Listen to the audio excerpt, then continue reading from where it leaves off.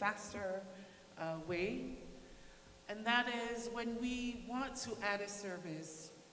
For example, when we want to add a service, we want to review the other states or territories' state plans, similar services, and we take the language from that state plan and put it under, use it as to amend our state plan. And that, because it's already approved by CMS, so what will they need from us is a payment methodology. So there are three things that we need to factor in when we want to amend the state plan. It's the description of additional services, the budget analysis impact, as well as the payment methodology. So in December 2024, there were 2 state plan amendments that we submitted. It was towards the end of December. It was for a freestanding ESRD or dialysis spa, and the orthodontics dental spa. So we submitted that late in December, and we worked diligently with CMS to do it back and forth. Use the language here. They were asking, why are we just now adding these services? You know, there were a lot of questions that CMS had asked. But that's how the process, it may take months, it may take years, but it's always good to have that conversation and that relationship with CMS. So like I said, it's 1, identifying the necessary changes. Is there really a need to add or remove this service? 2 is drafting the state plan, outlining the proposed modifications and the impact on the services and funding. And 3, we review and approve before we submit to CMS. And then that's step 4. Step 5, CMS's review process. So CMS's review process, they have 90 days to review, either approve, deny, or request additional information. In some cases, they had requested for additional information, and it's always on a timely manner that we have that 90-day period to submit everything. Sorry. And then step 6 is the approval and implementation. So the 2 spas that I was talking about earlier, the dialysis and the orthodontic spa, we received news about 2 weeks ago for the dialysis spa, which will allow Hope Dialysis and US Renal in Hawaii to be a provider for American Samoa Medicaid. So, and we are working with our policies, internal policies and procedures, establishing that, and then we will let everyone know when we are ready to enroll. And as for the dental and orthodontic spa, I really want to let everyone know yesterday, I know I shared the news with you all yesterday, but yesterday around 12 o'clock, we received some great news yesterday that spa is approved.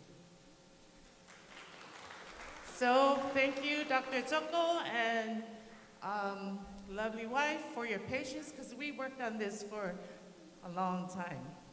So this will allow our children 21 and under to get braces, to get any dental service from Dr. Soko and the team. But give us time, let us work with our internal policies and procedures. We will let you know when you are ready to enroll. And yep, so after that, we have to get these policies in place to ensure consistency and be compliant with the federal and local laws.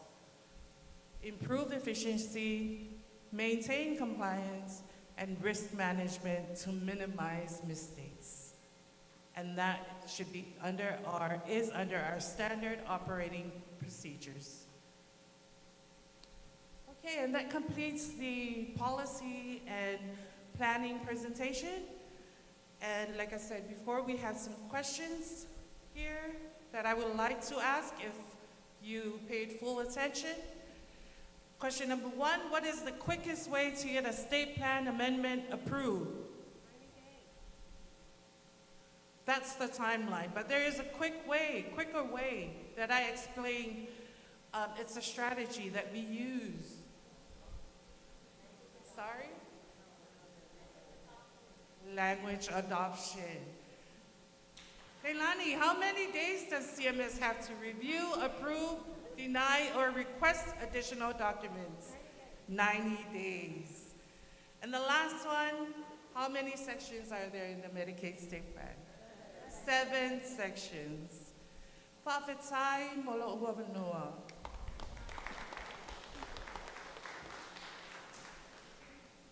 Everybody who answered is getting a prize. Fatmanamone Tato team. There's one for Nese and Leilani and whoever answered the last question, Mr. Mona. And now we are open for questions and answers, Q&A time. If we have any questions, there's a question with Mr. Mona. Fatmanamone and Mike.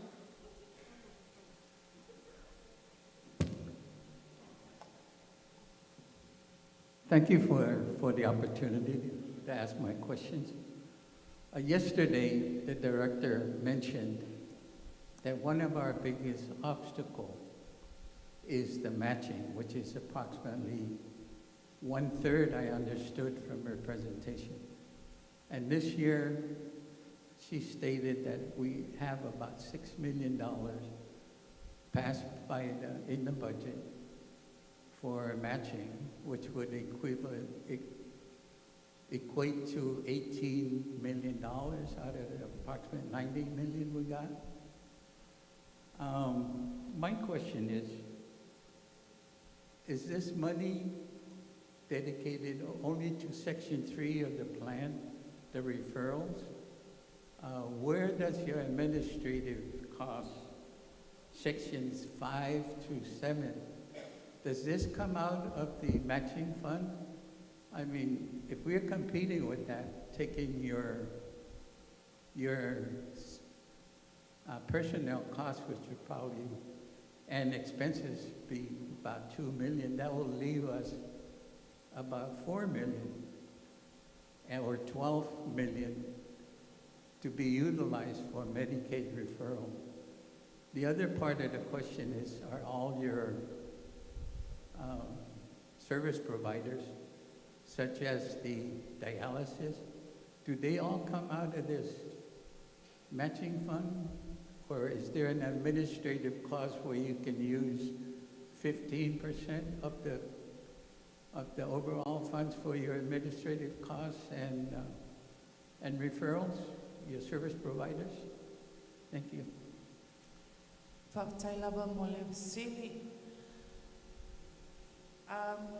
The local funding from the government, we get a separate funding for administrative costs.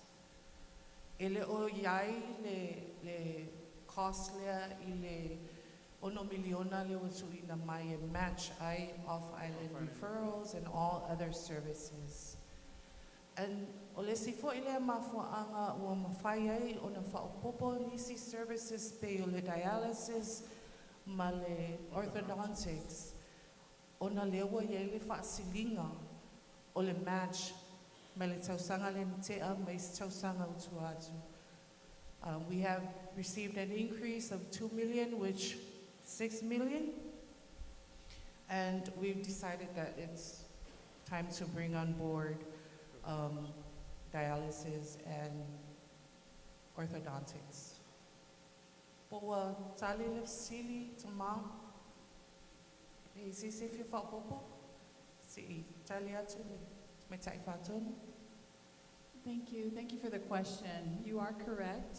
We have been appropriated $6 million in terms of local match in order to draw down federal funds, which are totaling about $92 million.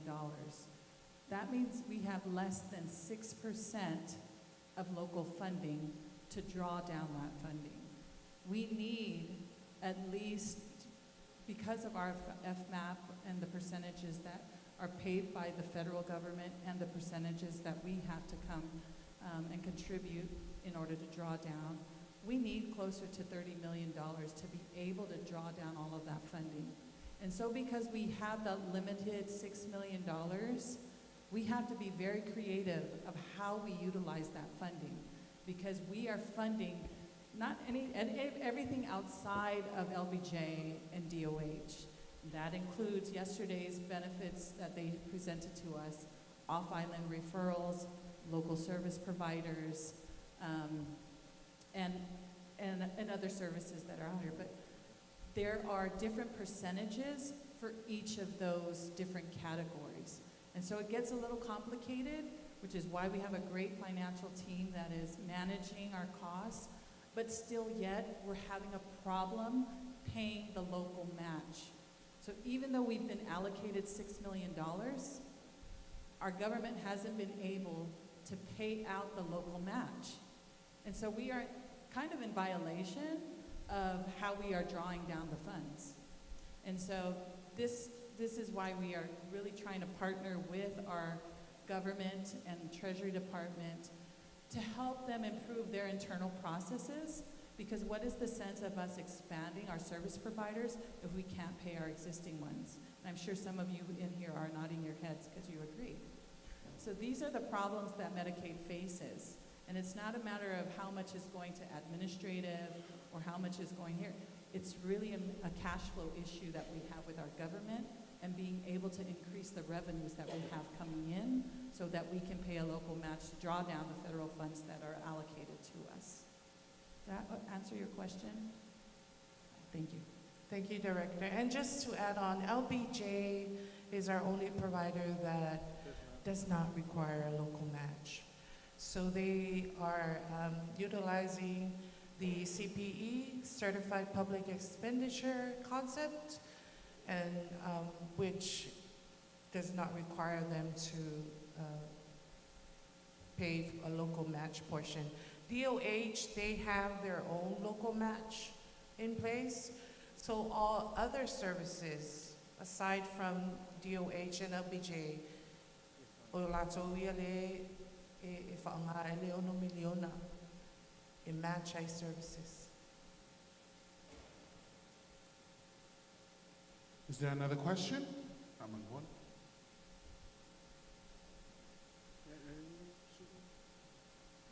you. Well,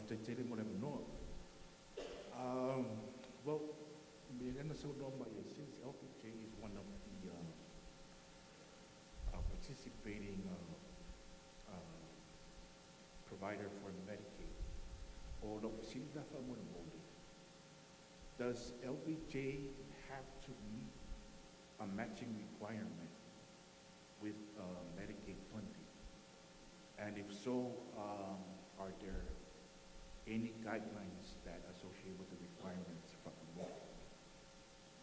Ja, tai lava mo le sili e pe ona pe atu se taimi wa sola.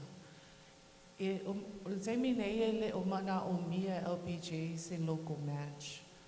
O lo whao ngā lato, the Certified Public Expenditure concept, which if whao ngā le in-kind contributions and all the services, if whao ngā e whai ele local match. But al mea whalinai ala e if we process your payments on a monthly, you only receive one check, which is a draw my lalole federal portion. So that's just one grant, or one check.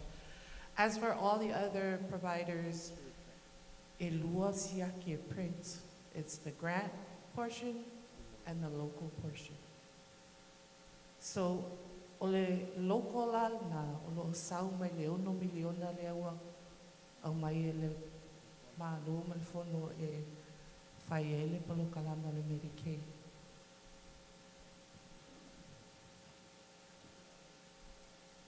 Julie? Just a question. So, because I know there is language adoption in order to make amendments, is there a way to see if there could also be an adoption of strategy on how those other countries or other states get their local match? And I don't know all the details, but is that something that's been done, or if it's been thought about being done? So you're trying to ask about the state plan amendment, how we can utilize their language. So when we do the language adoption, we usually also ask the states, how do you operationalize this? Or we look at their manuals to see if it's compatible with our territory's needs. And when you were talking about, like, are you talking about local matching, like their creative ways of being local matching? Well, a lot of how they're able to do these creative local match types, like state directed payments or provider taxes, it requires legislation. So in order for us to do any of those creative matching, we would have to work with our local fono to make it happen. So, that helps. Thank you.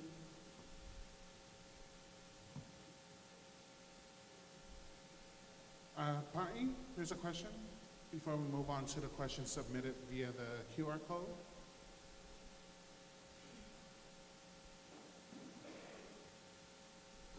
Testing. I question on the service. I believe that was section 3. If you guys want to add a service, has Medicaid thought of adding service relating to special needs, specifically autism? That includes diagnosis and therapy. Again, going back to section 2, there's a certain percentage of medical eligibility coming from LBJ, immigration, and going back to what Director was saying, data is really important. Any data from LBJ regarding this topic, autism specifically, because I have a 6-year-old who's on a spectrum. I was fortunate enough to take my son off island, Utah, diagnosis, therapy, all paid by Medicaid. What is the disconnect? What's the difference? And I know it's our policies, it's for and you guys mentioned, is there a need? There is a need, and I'm, as a parent and as a provider, no, not a provider, as a parent, I know, I'm not sure, but may discuss ang ngafi. It's so frustrating going from, and I know there's TAFA in here, all these departments, all these agencies, from DOH, from SPED, I don't want to get in that. This was, every year they have forums for disability. And one of the questions, this is a constant knock. How can we get specialists from off island? Just bring someone. And I know last year, why can't we get people from off island? And I know, I remember the answer is the money. Nobody wants to come down, and I don't agree with that. There is all these funds, again, it's more into detail, all these funds that they allocate for travel, and they go to conferences. And they're telling me, this is coming from SPED, conferences, and you're telling me you guys can't find a single specialist. And this leads to Medicaid. To families that are not fortunate enough to afford a plane ticket. What is it that if that's, if Medicaid, I'm speaking on behalf of American Samoa families that don't have, you know, ele olava le fasoa to afford a plane ticket of time of no. Okay, I'm going to answer that question. Thank you for your question. In regards to autism, currently we have two providers that we cover under behavioral health services, and it's LBJ and DOH at their behavioral health. So we're able to cover any behavioral health services at these two locations. Now, we do know there is now a local mental health provider, and we are trying to work with them, and they also provide some sort of autism services if they're here. They did mention that to me. We are looking to expand our services, but in regards to when you're talking about off-island, it's not only just a money thing. You also have to realize there are other services, and we are looking at it, such as telehealth and telemedicine, but one of the biggest, coming from a program integrity in terms of fraud schemes, one of the biggest fraud schemes right now are related to providing autism services. So it's also hard for us to work with some off-island because we have to ensure that they are not, because that the worst people to actually commit fraud with is our children who experience these certain things. So we are working on it. There is a private provider. They let us know that they want to be a provider, so we are working on it. So just give us some time, please.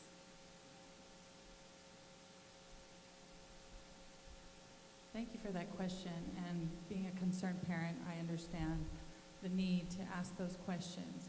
I think it's important for everyone also to understand the role of Medicaid in all of this, in the healthcare system, in access to healthcare.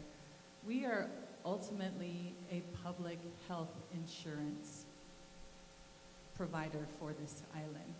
And so when people ask us, how come you don't do these services? How come you don't do these services? It really is about asking the questions of why those services are not available with our service providers here on island. Our role as Medicaid providers or as Medicaid state agency is to look at the services that are available on island and to make sure that those are insured. The services that are not available here are explored by the doctors, are explored by the clinicians here on island with NGOs, and they bring this to our attention. And then we have to look back to the state plan to see, does the state plan cover these services? And if they don't, can we move forward to amend the state plan in a way to then cover the services so that people who are eligible for these services do get the care that they need? We understand that special needs, SPED, children that are on the spectrum, that is increasing here in American Samoa. And it's heartbreaking to see families have to split because their child has to be sent to a family member in the States to get the care and the treatment they need. So this is really, this should be discussions happening at the service provider level to assess the services that are being provided now. Does it match the needs of our people here on island? And if not, how can we get those services here? The parents are crying out for it, we hear you, but it has to be done in a way where you're working with your faipule, you're talking about legislation, you're talking with your primary care physician, and if they don't have it, then we have to figure out, okay, what's the best solution to get it here? Our priority really is to get more services here, not to send you guys off island to get the services that are there. And so this is going to take a lot of collaboration. That's why we're having this summit, so we can talk with all of you to seek better solutions, really, to get the care that we need here on island. But we hear you and we see you. So yesterday was intended for the community to talk more about the needs of what is in place with Medicaid. I had covered a session on home community-based services, which is the 1915C waiver. The history behind the 1915C waiver is that was really energized from the disability and aging community to say, we don't need to be institutionalized to be evaluated, to be cared for, to have all these services in place. We want to still live in the community and with our family and be able to say where we want to get the services. So We did share yesterday about navigating this road. What does this roadmap look like? How do we want it designed? It doesn't exist in any of the territories, so American Samoa is not alone. But we need to progress towards building this community. At the end of the day, people are waiting. And so part of this 1915C waiver under home community base is education. And under this education, and I'm not saying we have this in place, we're building it. Under education, it does allow children with autism to not just receive behavioral help, but also speech, PT. There's a wide range of services under this 1915C waiver, but we struggle with the data. We struggle with the data to justify why we need it. In this C waiver application, it says we have to have at least 200 people to say this is a target population. If we don't have a target population that meets that number, we can't include it. We're still trying to find innovative ways. We hear you. We're just trying to figure out how to bridge the gap. But I just want to give you an update where we're at so far. Thank you.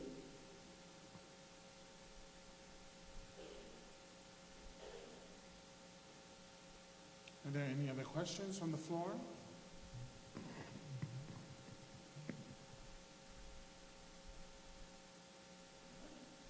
We have some questions online.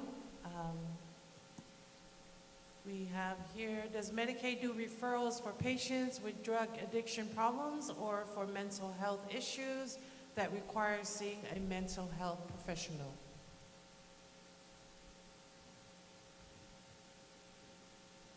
Testing. The only provider that we have that currently offers these services is Department of Health and LBJ Hospital. So they are the providers we work with. And unfortunately, we do not cover drug rehabilitation, if that's what this is alluding towards. But with LBJ, they do have, not LBJ, DOH, they do have services where they're helping people with drug addiction. Can you explain how the FONO appropriated local match is budgeted for specific providers or services within your state office? It's pretty much, we just provide our expenditures, see how much we used to pay our providers, and giving that data over to the FONO and just for them to meet our request. But that would be a question for the FONO for determining the local match for Medicaid. Excuse me, maybe I can add to that. I've sat in the past 3 years when appropriations came to the Senate for your matching fund. I can tell you with confidence that the senators there have in their highest priority trying to increase our local match for our Medicaid program. They've even explored areas from other departments when they submit their budgets for the annual budget meetings. Areas where they can cut, they can see that they're overspending, and funnel this money over to our local match.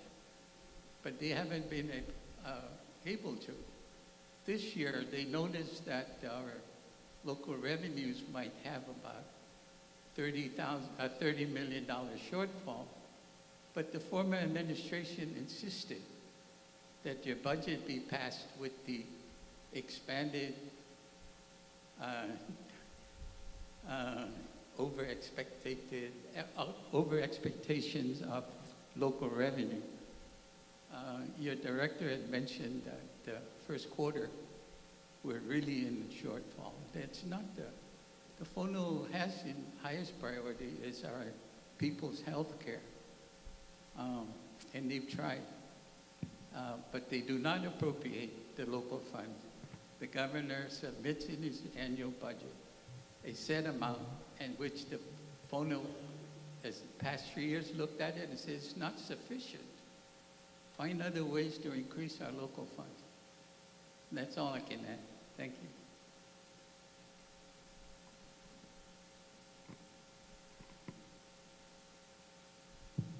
Testing. Thank you for that explanation. Appreciate it. I think also the way we help the FONO members make decisions on the budget is by providing data on our end. We look at a majority of our budget, local budget, is going into the off-island medical referrals. So we start to see trends. We look for trends to see why people are going off-island, what they're going off-island for. Is it for care that cannot be done here, and for what reason can it not be done here? And so it's really a partnership of understanding why our people are leaving the island to get care, and then seeing how much of that funding is allocated to those areas. And that's, I think, why I wasn't part of Medicaid at that time when the budget was increased. But I believe that's what the information the FONO members are looking at, is trying to see where the biggest need is. And that's our job at Medicaid, is to show that to our FONO members in partnership with LBJ and DOH to see where the disparities are, what the needs are, and how to achieve health equity. Because without the data, back to data, we really need to start doing better job on research and collecting information so that we can be informed. You know, the behavioral risk surveillance, the behavioral risk factor surveillance surveys, things like that, those types of data points can inform us on how to best help our people. This mother here and her children who are on the spectrum, if we don't have data, if we don't have anything documented, it's hard to go and pursue anything new in terms of new services if we don't have the data to back it up. And so I'm going to continue to push that, especially now that we're collaborating with our service providers here, collecting the data and being willing to share that data. That's an important factor too. If we're holding on to that information for whatever reason and not sharing it, that's not doing anyone a service here. So let's keep talking about it. There are ways that our FONO members are being informed, but if we don't have the data, it's going to be very difficult to get the services that we need.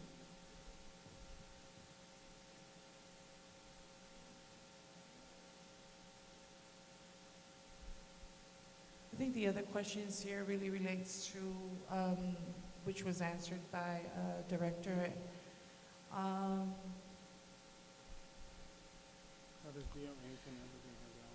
How does DOH and LBJ have their own local match? That's already been answered with that gentleman's question earlier. DOH,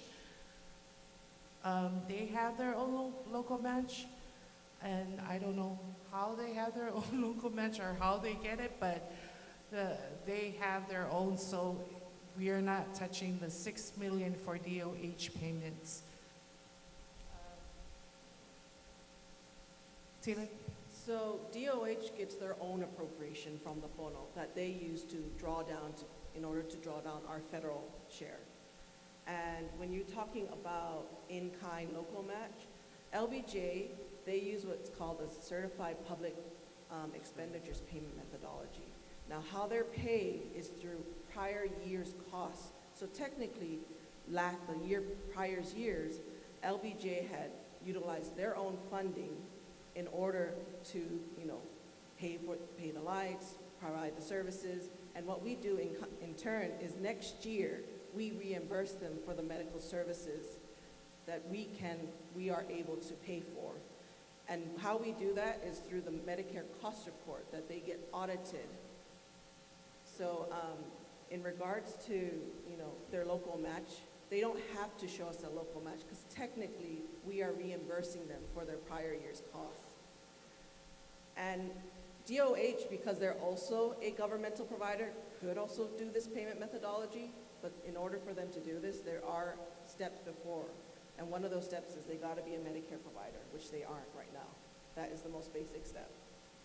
But if DOH is interested, we our office is always open to talk and explore these options.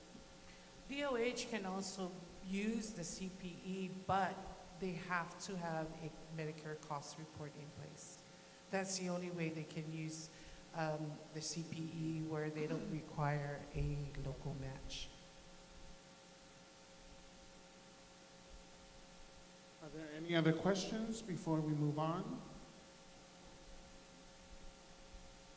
Is there a question that hasn't been answered? Okay. You will also have time, if you do think of a question later on throughout the whole day, you can submit your questions via the QR code or just let us know, and our lovely staff will be happy to answer any of your concerns or questions. But right now, let's just take a 2-minute break so you can just get up and stretch and grab some coffee or water, and then we'll have a mental break before we move on to the next presentation. Our next presenter will be presenting on program integrity, so get that 2 minutes in before we continue. Thank you.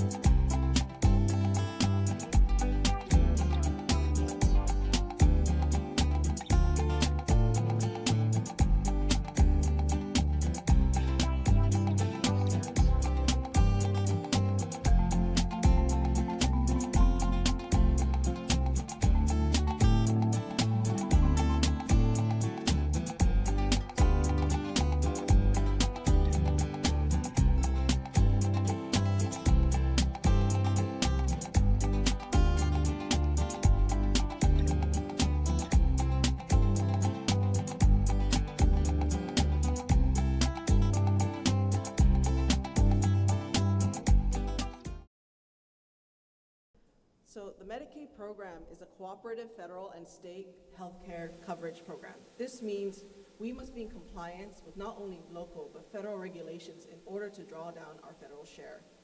As the Medicaid Program Integrity Division, our goal is to prevent, reduce, and eliminate fraud, waste, and abuse in the Medicaid program. We do it not only to protect the program, but also our eligible beneficiaries who are entitled to receive medical coverage and services.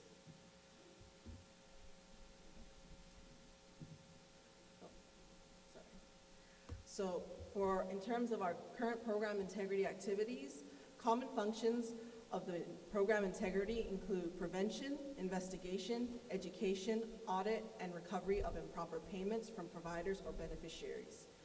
Our program integrity division, in collaboration with our fellow Medicaid division counterparts, our grantor, the Centers for Medicare and Medicaid Services, or CMS as we call them, and the CMS Unified Program Integrity Contractor, use a number of tools to identify and address fraud and abuse in the Medicaid program. These specific methods can include data mining to identify possible fraud and abuse for further examination, provider and beneficiary audits to determine compliance with federal and territory statutes and regulations in order to identify any potential fraud or abuse, investigations of suspected fraud and abuse, and lastly, enforcement actions against those who have committed fraud and abuse, which we would refer to local and federal law enforcement partners such as the Attorney General's Office and the FBI or OIG. Although Medicaid is not unable to do any sort of law enforcement in that area, we can do what's called we can terminate providers, and also found committing fraud and abuse in the program, add you what's called a provider exclusion list, which is submitted to the U.S. Department of Health and Human Services. And once you are put on this list, it affects all federal grants you can apply it to. So many oversight activities do focus on identifying and recovering improper payments made to providers. So improper payments are basically, if it's found that we have improperly paid you or it's a payment error, you are required to return the funding back to our agency. And we will send you a letter and official notice about this. And so the next part I will be talking about that I think everyone is here for is really provider enrollment. So before we talk about why do we handle provider and program integrity, the best way for us to combat fraud, waste, and abuse in the Medicaid program is to stop it at the onset. Everyone is affected when fraud, waste, and abuse is not addressed. If we do not address this, our most vulnerable victims, such as our beneficiaries, get affected the most. And so we want to protect our victims, especially when they could be harmed financially or negatively impact their health because they're unable to receive any of these services due to things such as identity theft. So during the provider enrollment, program integrity has this opportunity to educate and work with our providers to ensure that they stay in compliance with our Medicaid policies and procedures, along with any federal or local regulations. So I also want to explain that I know some people were talking about, some of the questions I saw were really related to Medicare instead of Medicaid, so I do want to explain some differences between the Medicare and Medicaid. So Medicaid and Medicare are separate programs. Medicaid is a state-run program, while Medicare is run by our grantor CMS. Medicaid and Medicare have different requirements for enrollment. So if you have any questions related to Medicaid, I can answer those, but anything related to Medicare, I would defer that you speak to CMS about those questions. And finally, being a Medicare provider does not guarantee you are enrolled in Medicaid. So you have to enroll in our Medicaid in order to become a provider, and vice versa with Medicare. So provider enrollment requirements. So to be in compliance with federal regulations, Medicaid requires additional documentation and other resources for providers listed in this slide.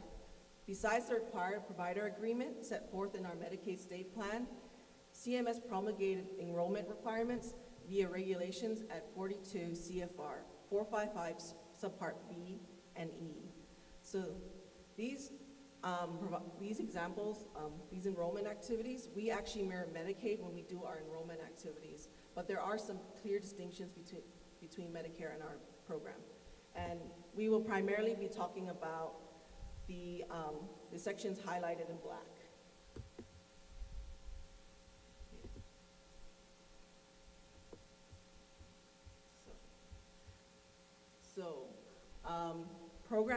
So the agreement. Pursuant to the Medicaid state plan, all providers are required to complete and sign a Medicaid provider agreement.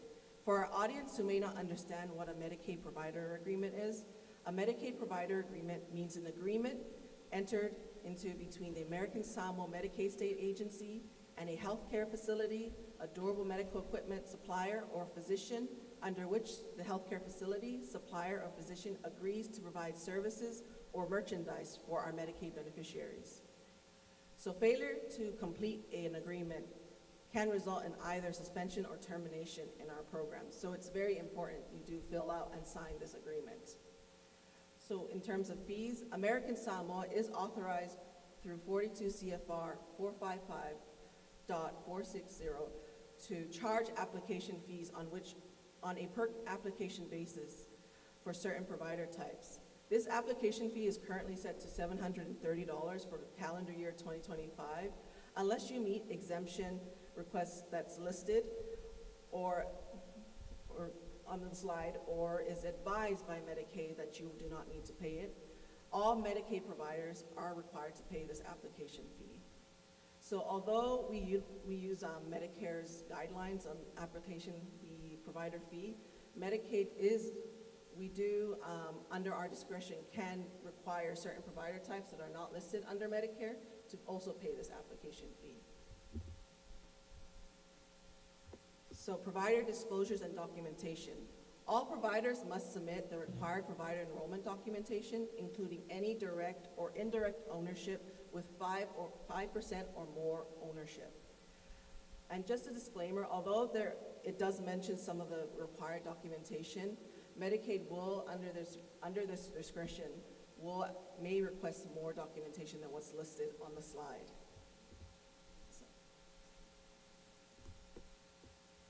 So site visits. So all new and pending revalidated providers will be subject to a Medicaid site visit from the Medicaid Program Integrity Division. For example, site visits will be utilized to confirm the practice location, but also compliance with other territory and federal policies and requirements. So current provider types that are required to have revalidations are durable medical equipment suppliers are always subjected to a 5-year provider revalidation.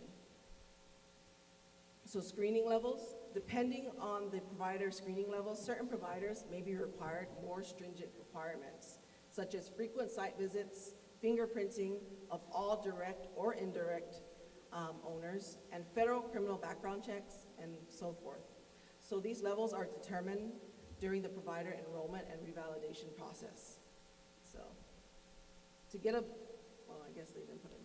So there are different levels. There was a slide that they were supposed to show, and it's like a pyramid. And within that pyramid, it explains limited, high-risk, limited, moderate, and high-risk providers. And usually our high-risk providers are required to do the fingerprinting. But most providers are required to at least provide documentation to show that, what services you're rendering, what medical professionals are under your organization. So key takeaways to take from this presentation. For the Program Integrity Division, documentation is always key. Please retain at least 7 to 10 years worth of claims documentation, especially supporting medical and residency documentation. Please anticipate that there could be new changes which will be informed to you by our agency, and all of this is done in order to stay compliant with local and federal regulations. Also, please report any new changes to our Medicaid state agency, such as, but not limited to, changes to senior management, increase or decrease of medical services, and any provider self-disclosure such as overpayments. And finally, Medicaid is always here to assist if you have any questions or concerns. Thank you. Is it, are you going to? So, any questions?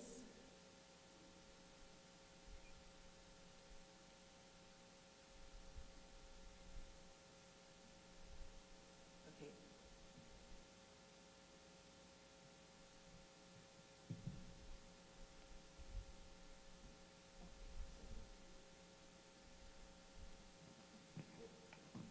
Hi, I had a question. How many listed service providers do you have currently? Sorry, I didn't hear that. How many service providers do you have total as for this year? Currently, we have 9 providers, but with Hope Hope Dialysis and our orthodontic provider, this year it's going to be 11. So we have increased to.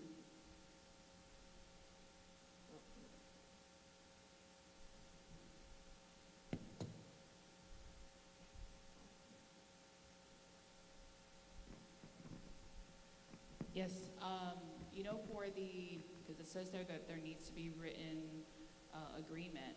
Do the service providers have to also have some kind of agreement with either DOH and LBJ in order to be under your list, under the list of Medicaid as well?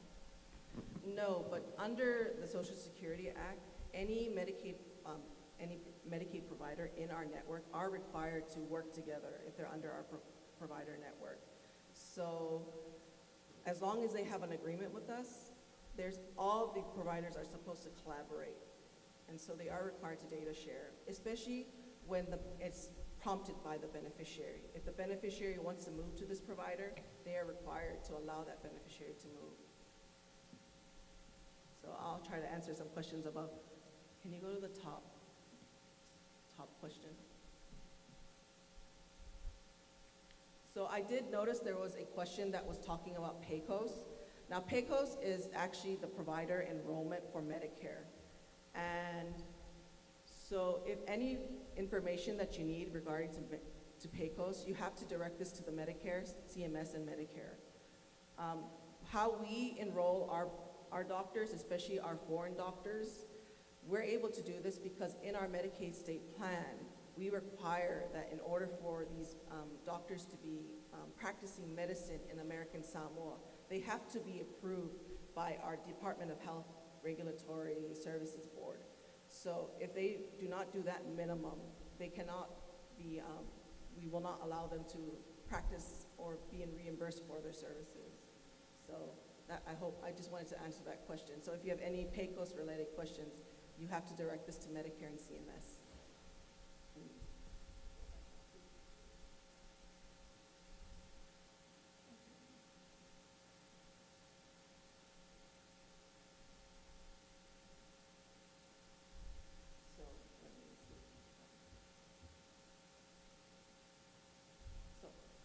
I'll just answer, our providers are required to have liability insurance. Yes, they are required to have liability insurance, especially our suppliers. They are required to have liability insurance. So is there a provider list available of all local providers? So I know our website is live right now, and it will include a list of our providers that are under our provider network. Fraud, waste, and abuse are detected. What is the recertification process? How long until provider can be removed from blacklisting and regain good standing? So when they've been caught, are you trying to say when they've been caught?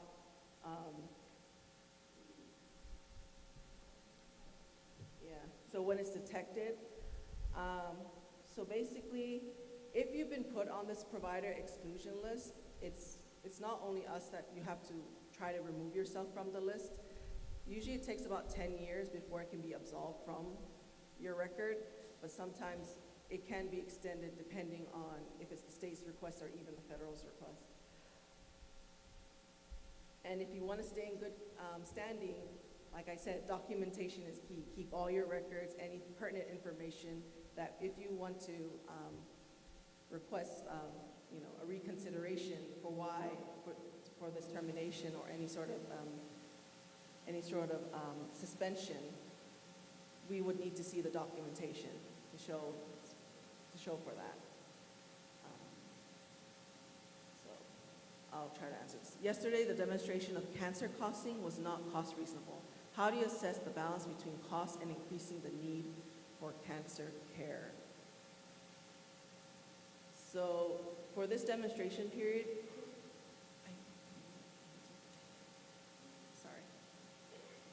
in regarding to cost, I'll pass it on to our finance person who could best explain why. Okay, sorry. I believe it's a finance question, and the finance division has requested that all finance questions on this list will all be answered tomorrow during their presentation, if that's okay.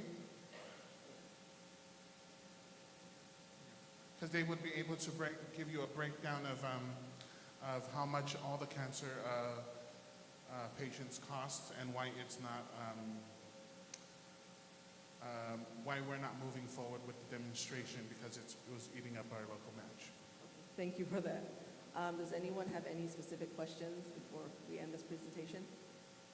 Especially our providers, this is the day for you, our providers. So if you have any questions, regarding enrolling, if you're a current provider and you just require any additional information for us, this is your time.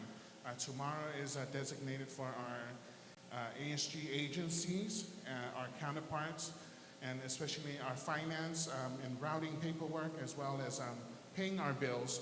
But today is for you, the providers.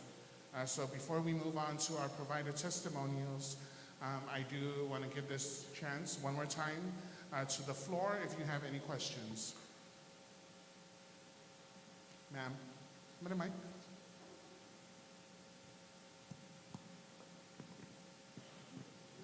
Good morning.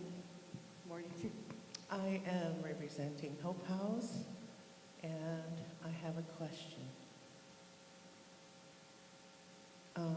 You do pay, or we have residents that are qualified under the personal care. We also have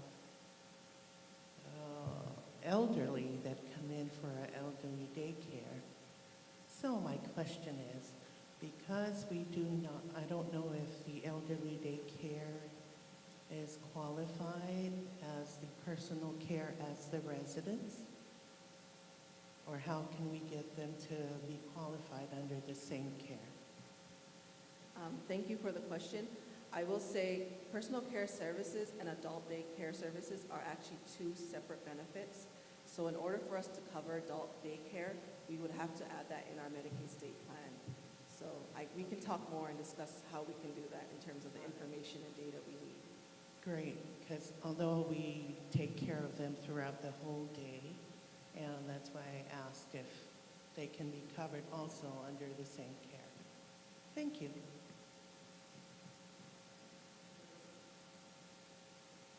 A follow-up question on liability insurance. What is the minimum required coverage? So I don't have that answer for you right now because that's in my office, but I can definitely, whoever sent that message to me, please tap my shoulder and I'll get you the right information regarding that.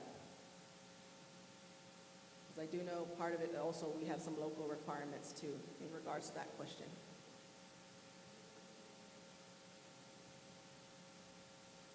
Okay, if there are no further questions, one question here from the SAR team.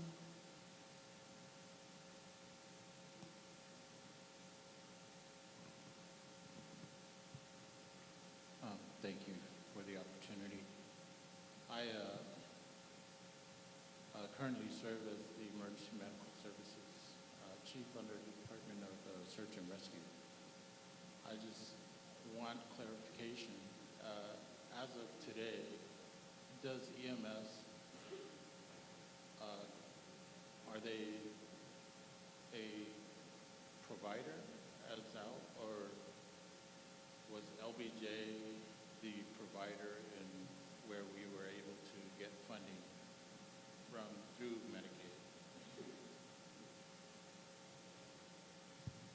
Okay, I understand prior to when you were put under the Department of Search and Rescue, you were under the LBJ Hospital. And during that time, we were able to cover EMS because under their CPE as one of their cost centers. Now, because you've been carved out and put in the Department of Search and Rescue, in our Medicaid state plan, we do cover emergency transportation and non-transportation services.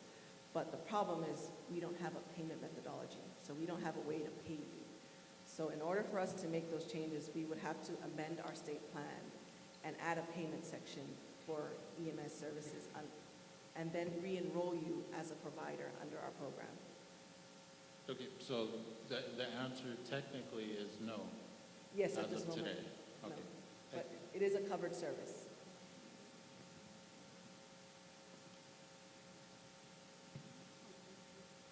There's a question here.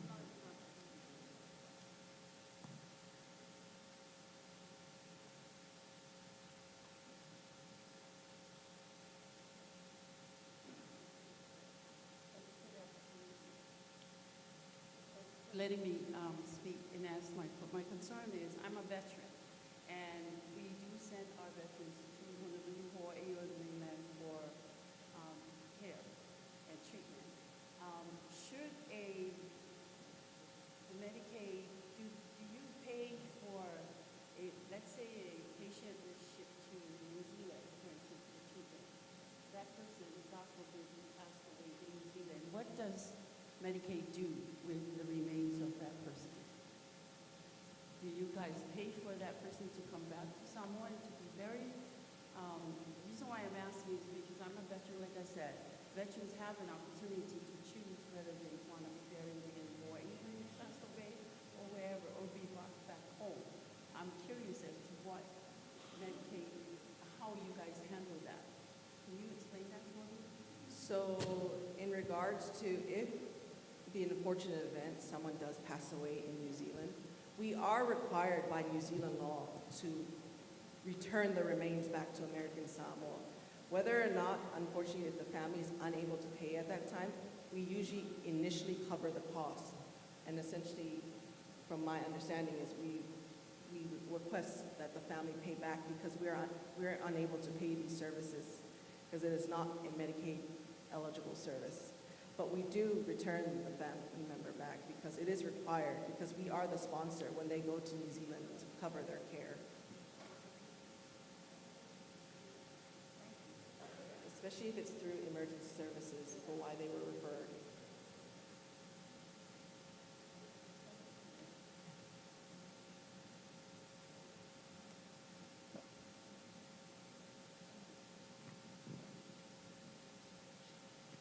Sorry.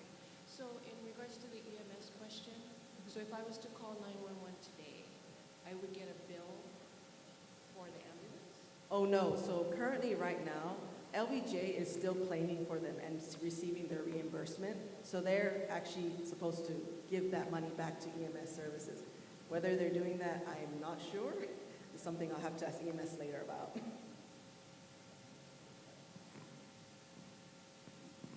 There's a question on that.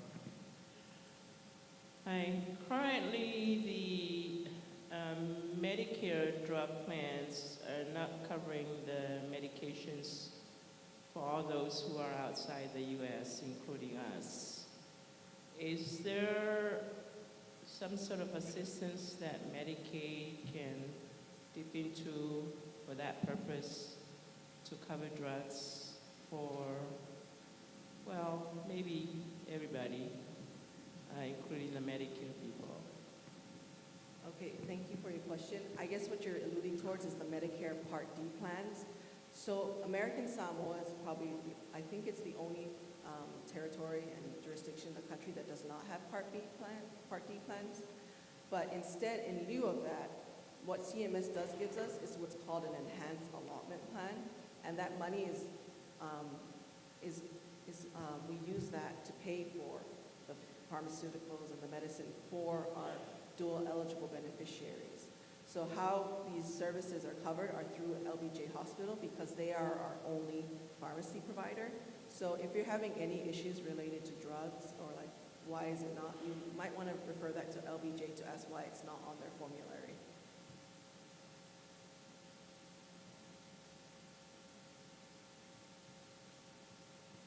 Okay, and I think that concludes our Q&A portion. Thank you so much, Matilda Kuze, for presentation on program integrity and provider enrollment. And now we have on our agenda, next on the list, we have some provider testimonials.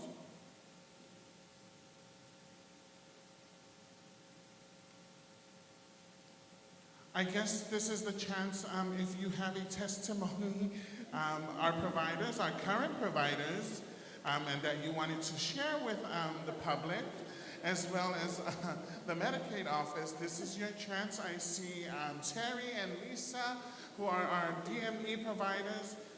If you're not going to volunteer, I'm going to volunteer you to just say a little bit of what you do, the services that you provide, and how it's been going for you since you came on board in 2018, I believe. Okay, thank you, Austin. Good morning, everyone. My name is Terry Ganola, Assistant General Manager for MedQuest Medical Supply, a durable medical provider for Medicaid since 2019. As a provider serving the community, we face challenges regarding patient compliance with the requirements. For example, our company has had problems due to lack of identifications. Some patients do not have 2 local IDs and proof of residency, causing the process of assisting them to become less efficient, leading to the delayed application submission to the Medicaid. This is because we must ensure that the patient gets the right documents to comply with the Medicaid's requirements. Then it will take another day or so before we can submit to the Medicaid office because we need to wait until we can gather 5 or more applications. However, Medicaid addressed this problem by launching the Quick Base in 2023. Whereas you can process documentation electronically, Quick Base aids in identifying those who are approved by Medicaid. Additionally, confirmation emails were also provided, which help our company coordinate the delivery of the DME to the patient. As a result of the Quick Base and confirmation emails, Medicaid healthcare system becomes more accessible to healthcare providers, which help us to serve the community quickly and effectively.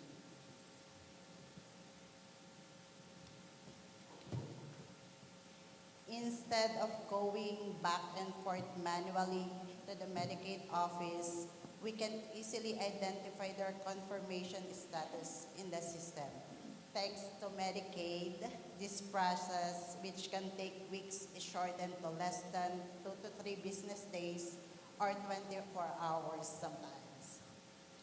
So Medicaid's efforts in providing more accessibility to medical services have proved to be beneficial to both providers and also the community.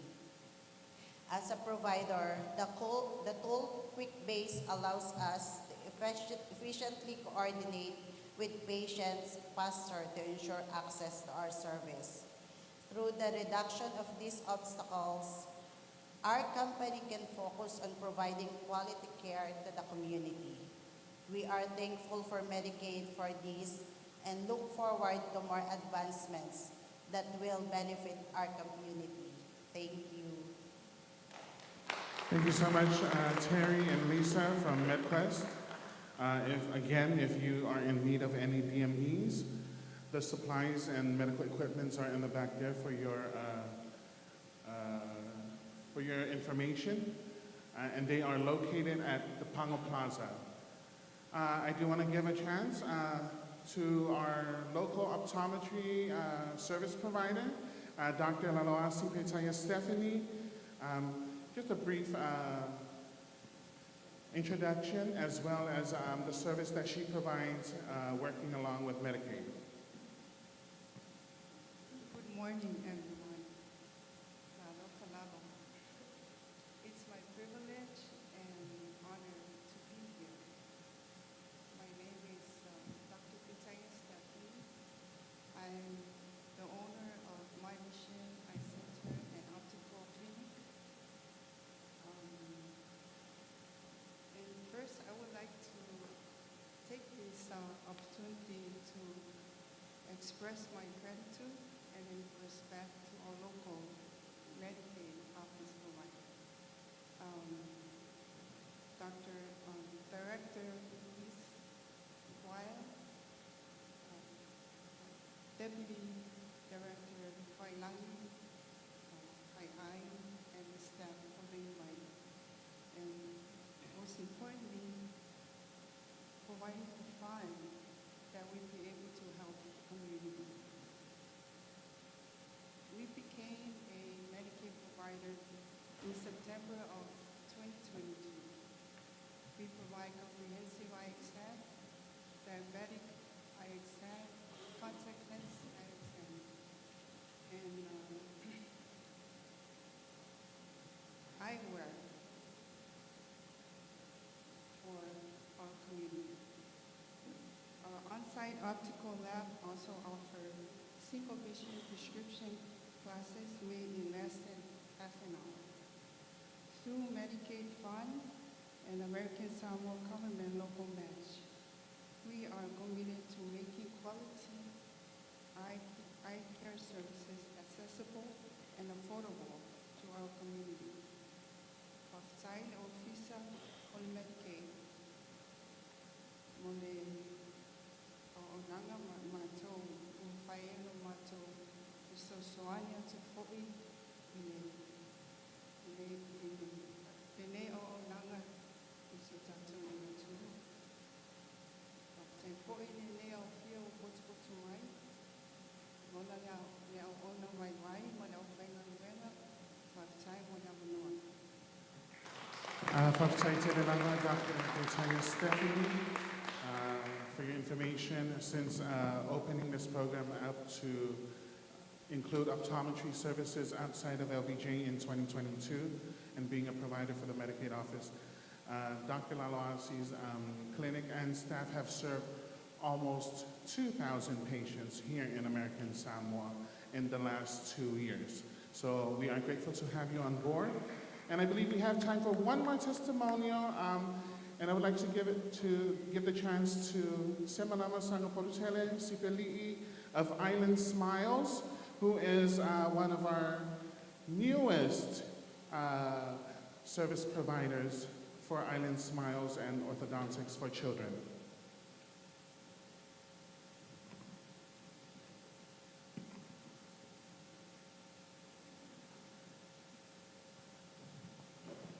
Talofa. I wasn't ready. I did not know until I got here. So I am overjoyed and I am just very excited. I honestly did not know this and I did not expect to speak in front of all of you and on live television. So I would have probably wore something else today, but I'm just very thankful.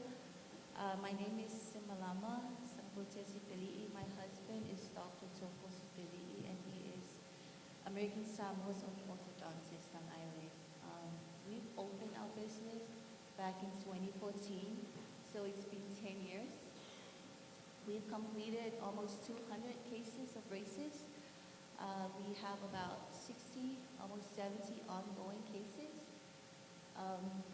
And we're about to open our new clinic here in Hawaii, the Helix new building. So everything is all working out for us. It's been a long time goal for us. Ever since we started, we've always wanted to be a provider. And to get to this point, it's sort of like a miracle because when we first attended the meeting to become a provider, it was almost impossible as a private clinic to become a Medicaid provider. It was how it was set up in the beginning. It was very hard. And this office, I don't know if people realize that they have gone out to Washington and they have achieved a lot just to get us to where we are today. So even if I haven't been enrolled yet, hopefully Matilda will be nice during this, but everyone else was very nice when we were going through this, the changes in the state plan and trying to include us.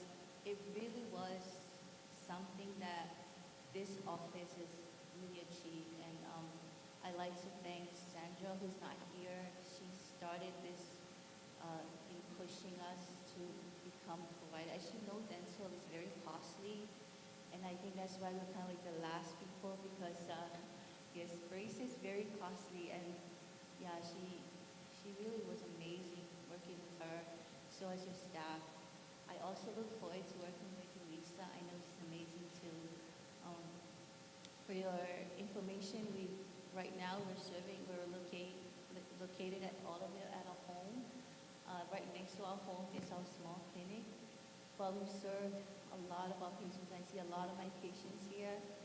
We do provide consultation, cleaning, all the other general services, but my Dr. Tsoko is the only orthodontist, so most of his patients are all braces, the ones with braces. So our children are so blessed to have this, because a lot of our children, they come over, they refer from LBJ and EOH, but most of the families, they cannot afford the price of having braces for 2 years.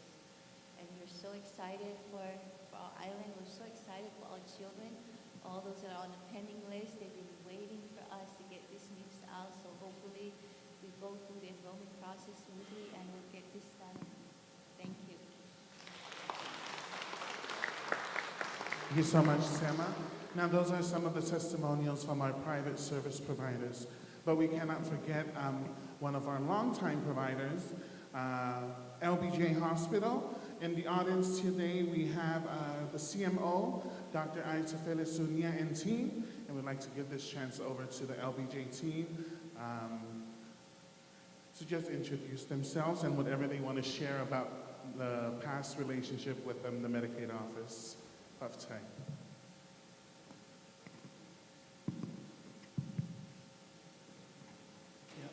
Tayo Munwia, Faftai Level Mulevo Noa. First of all, I just want to say thank you to Director Wea for the opportunity to visit and join this summit, and I appreciate standing before you all. My name is, I'm Dr. Aitofele James Sunia. I'm an anesthesiologist by profession, but I'm currently the medical director for LBJ. With me is our Vice Chief of Staff, Dr. Salofi Leititi. He's the ophthalmologist by profession. And also amongst us is our Secretary Treasurer for the medical staff, and that is Dr. Valentina Pola, now Sunia, who's a dentist by profession. And we're so happy to come and work together with Medicaid. Medicaid has helped us out a lot. For me, my personal story that I haven't said was Medicaid offered a wellness program. And during that wellness program, I went to New Zealand to have checked. While I was getting myself checked, they found out that I needed to have a heart bypass. And so because of that, that was 2018, I've survived several years and I owe it all to Medicaid. So thank you for that.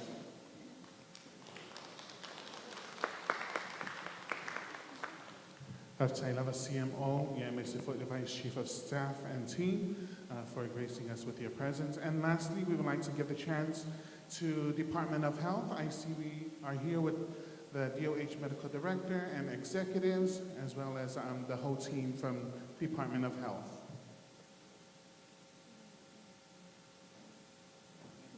Dr. Eminon.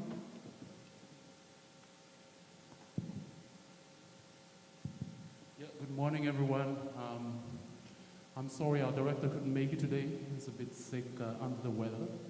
So I will be representing the Department of Health. My name is Eminoni Naveno. I am also known as Dr. Noni. I'm the acting clinical director now just since last year, about June. As you are well aware, we are also the second biggest, Medicaid provider, and we have benefited immeasurably from the reimbursements from Medicaid. And we're looking to get more reimbursements, hopefully in the near future.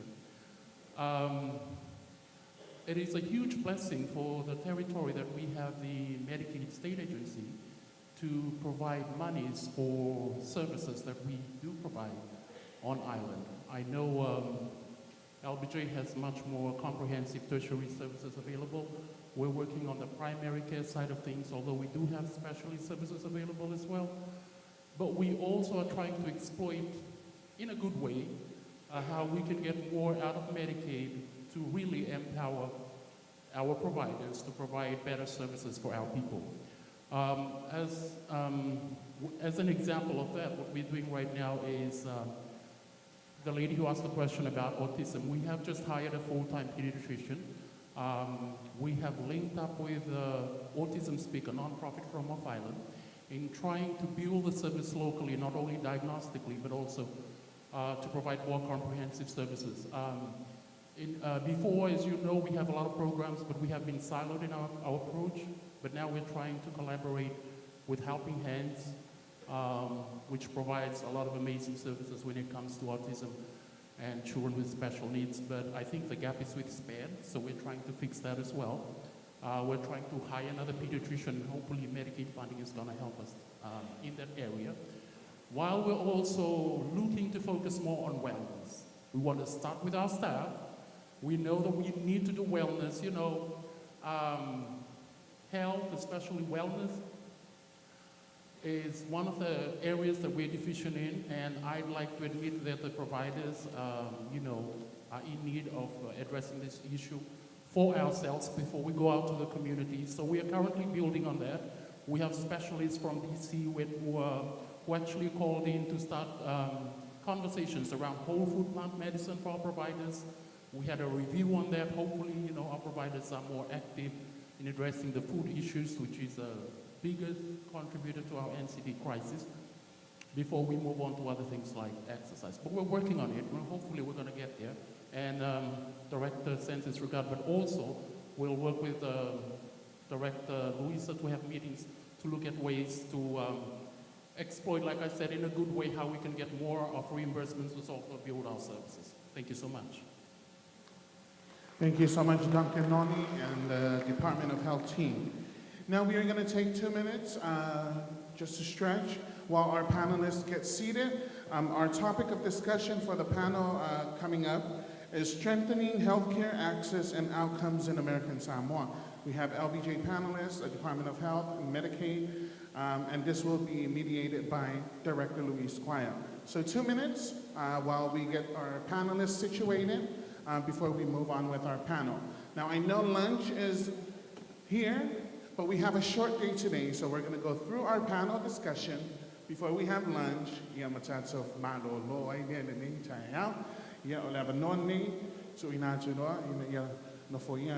Panelists have time.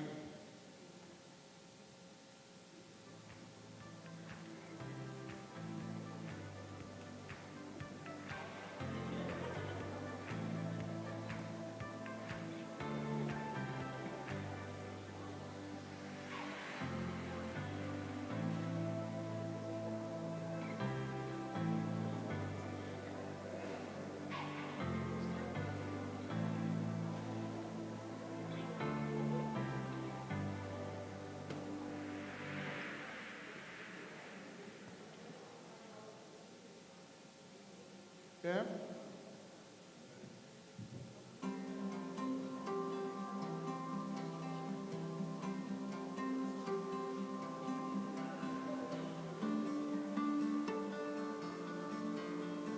All right, everyone. Who wants to stretch for a little bit before we dive into our panels this morning? All right, let's get up off our seats. Do we have some good music in the back there, Nino? How about we do the Macarena this morning? Hang it up. Nino? All right, let's get up off our seats, please, everyone. Let's get up off our seats. Let's get that adrenaline pumping this morning before our final panel discussion this morning. Yeah, limay lunga. Pretend like we're in a Sunday school and I'm the falitua telling you what to do. All right, limay lunga tamaiti. Limay lo wow. Tauau. Sulivai. Tamaivai. Reach for those tiny little pretty toes. Reach, reach, reach up slowly. Deep breath in. Up. Manamit tonu. Autafa. Yalululima. Tamilo. Tetasi. Ya, alala may lalo faftay.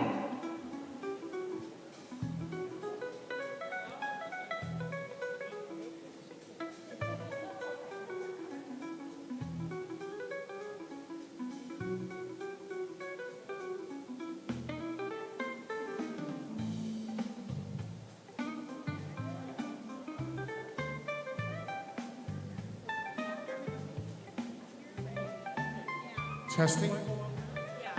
Hey, I would like to introduce our panelists for today's panel discussion. Our first panelist is Medicaid Program Integrity Division Head, Ms. Matilda Cruz. Our second panelist is Medicaid Deputy Director, Mrs. Fainangi Pofa Fai'ai.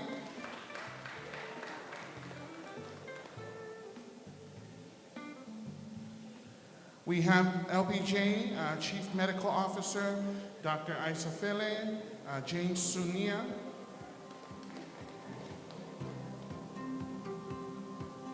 Department of Health in Dr. Eminoni. And the Medicaid Clinical Director, Dr. Annie Fuavai.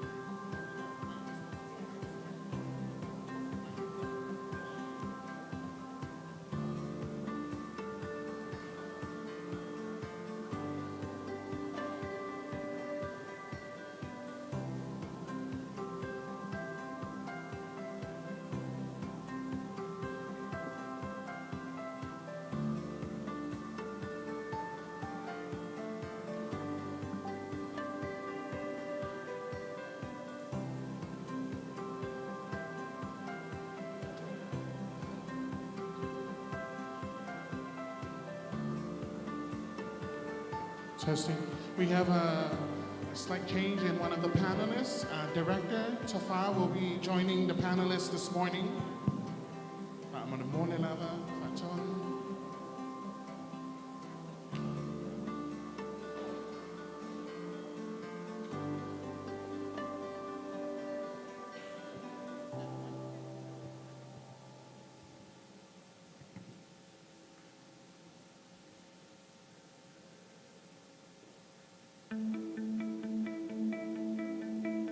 Testing, testing. Can you hear me okay?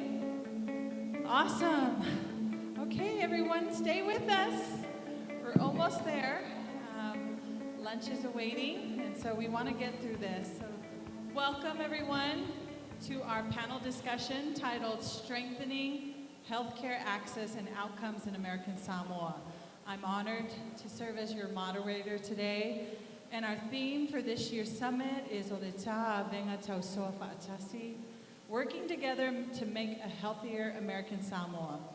And this really highlights the importance of partnership and shared responsibility in improving healthcare to our community. So today we will hear from a distinguished panel of experts who each play a vital role in delivering healthcare services to our people. Our discussion will focus on ways we can improve healthcare access, strengthen local services, and enhance collaboration to better serve our community. Some housekeeping and ground rules. Before we begin, I'd like to outline a few important points to ensure our discussion runs smoothly. Time management. Each panelist will have 2 to 3 minutes to respond to the question to allow us to cover all topics if needed. I may step in to keep things moving. Also, focus on solutions. While it's important to address challenges, we want to emphasize practical solutions and actionable steps that will improve healthcare outcomes. Respectful dialogue. I'm sure this goes without saying, but we encourage open and respectful discussion. Panelists are welcome to build on each other's points, but please be mindful of giving others a chance to speak. And then audience Q&A, if time permits, we will invite questions from the audience at the end. To keep things fair, we'll ask participants to limit their questions to 1 per person. Okay, so our goal today is to inspire collaboration and identify meaningful steps we can take together. With that said, let's get started. Our first segment or topic is Medicaid funding and sustainability. This really is going to go towards our Medicaid staff, but feel free, other panelists, if you have a better idea of how to sustain us and provide funding. Question number 1, what are the most pressing Medicaid funding challenges currently facing American Samoa, and how are they impacting healthcare services? I will direct that question to Matilda. Thank you for the question. So in order for me to answer this, I would need to break it down into 2 parts. So the pressing funding challenges on the federal side. As you've seen on the news, there are a lot of things talking about potential Medicaid cuts. And so Congress is trying to cut about $880 billion, and that would also involve some sort of cuts from Medicaid, as our director mentioned yesterday. We also have to keep in mind that there will also possibly be programmatic changes, such as they may do work requirements for able-bodied individuals in order to receive Medicaid services. A lot of the changes on the federal side already impact us today, such as we are cap funding, which is what is being explored for other states, and also with our federal medical assistant match percentage. The only worries we have is that if they do any reduction to any of those 2, would be very detrimental to our agent, to American Samoa. Secondly, on the local side, it's always going to be money. We need more money in order to draw down more federal dollars to provide more services to our community. So without those local dollars, it does impact healthcare services. So in regards to the impacting healthcare services, it's really, like I said, the local funding is always going to be the stopgap for all of this. And also, we have to find ways to, our government to encourage providers to come and practice medicine in American Samoa. So we are looking for ways to do that, whether it's through telehealth services, telemedicine. So there are different opportunities and ways we can improve healthcare services in the territory. Thank you for that. Anyone else want to add to that? I think Matilda hit it on the spot about the $880 million cuts. We as a community don't realize the impact until it affects us personally within our homes, and then we start to see it in this survival mode in our community. I like to come from a community and disability lens, and Medicaid is one of the largest ways to support health services amongst the disability and aging community. We were just informed yesterday morning that we had to remove this. We have a Medicaid grant awarded to our office. We were just informed yesterday we have to remove this entire section on health equity. equity that affects us as Pacific Islanders in the middle of the Pacific region, which is the largest body of water in the world. And we spend more cost on inequities to address the equity as Pacific Islanders. So I think it's important we keep that on the dashboard and think about what our healthcare is going to look like as the cuts starts to peel away from what our healthcare is going to look like as an individual. Thank you. Thank you for that. Also, I think we should consider what the impact of losing Medicaid would be like, right? With the funding challenges that we're having, they're real. We aren't feeling it right now, but if the decisions being made at the federal level are that where we do start seeing serious cuts, you're going to see more layoffs. You're going to see people going into the hospital where they might have to pay out of pocket. And you will see doctors lose jobs and services go away. I mean, that is a very bleak, outcome of what could happen. But we have to prepare ourselves. Yesterday, someone said, "What's the backup plan?" Really? The backup plan for us is we are going to be in survival mode and have to figure out how to get healthcare services without depending or relying on the funding from our federal government. That's a big reality. Imagine what's happening in Samoa, our sister island. How do they do healthcare? Okay, so relying on federal funds is a big deal for us right now, and that's what Medicaid provides us. Okay, next question. Or do I have this time? Okay, so what steps can Medicaid take to better manage resources and maximize funding to improve both local care and off-island referrals? I think a good step to managing better resources is having a summit like this. Would you agree? Yes, so we can collaborate and talk about the issues. We're not the only ones having funding issues, right? It's hitting every single organization out there. And so making our communication more fluid and being more transparent really is going to be helpful to us. And sharing information. Sharing information is so important in terms of helping us to understand what our needs are, not duplicating efforts, and making sure we streamline processes to be more efficient and effective in getting the care fast to our beneficiaries. Anyone want to add to that? To further Director's statement, another thing that we also have to consider, if we want to better manage our resources, we should be investing in our local healthcare sector. The intent of the Medicaid program is to build our local healthcare sector. And so it's very important for our agency that when we are trying to enroll new providers, we try to look for local providers who are currently providing these services and see if we can onboard them, because it is significantly cheaper for us to offer the services locally versus off-island, because then we would have to take account of transportation costs, hotel costs, that we don't have to take account of when we provide the services locally. I really wish we'd do a cost analysis too on just how much it costs us to send people off island for care versus how much it would cost us to actually hire more clinicians or physicians or specialists to come and provide the care here. And maybe that's something that will happen, but move on. Number 3, this first list of questions is mostly towards Medicaid, and we are going to get to our service providers in number 4. But what strategies can we implement to ensure providers receive timely payments and build stronger trust with healthcare partners?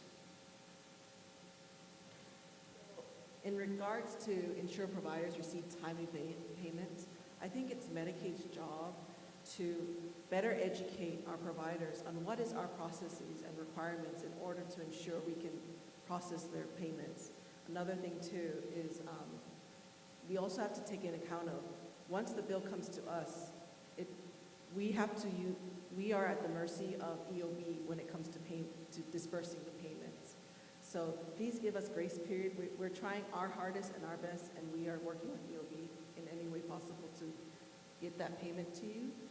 And a lot of it is on our side is education. We should be providing you more education, and we are always open and free if you need that education. Thank you. Anyone else want to add? Okay. Number 4, what are the biggest gaps in healthcare services at LBJ and within DOH that we must address to improve patient outcomes? I'll start with our CMO and then head over to Dr. Noni. What are the biggest gaps in healthcare services at LBJ that we must address to improve patient outcomes?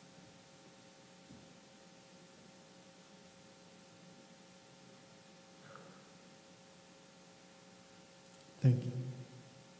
Thank you for the opportunity between LBJ and DOH. I always remember a picture when I went to school that they had there was a picture of a person drowning, and one of the guys jumped into the ocean and saved that person, and everyone applauded that person. And then they showed this guy kept jumping in, and he kept saving people, and everyone was celebrating him. But he got tired as more and more people fell into the ocean.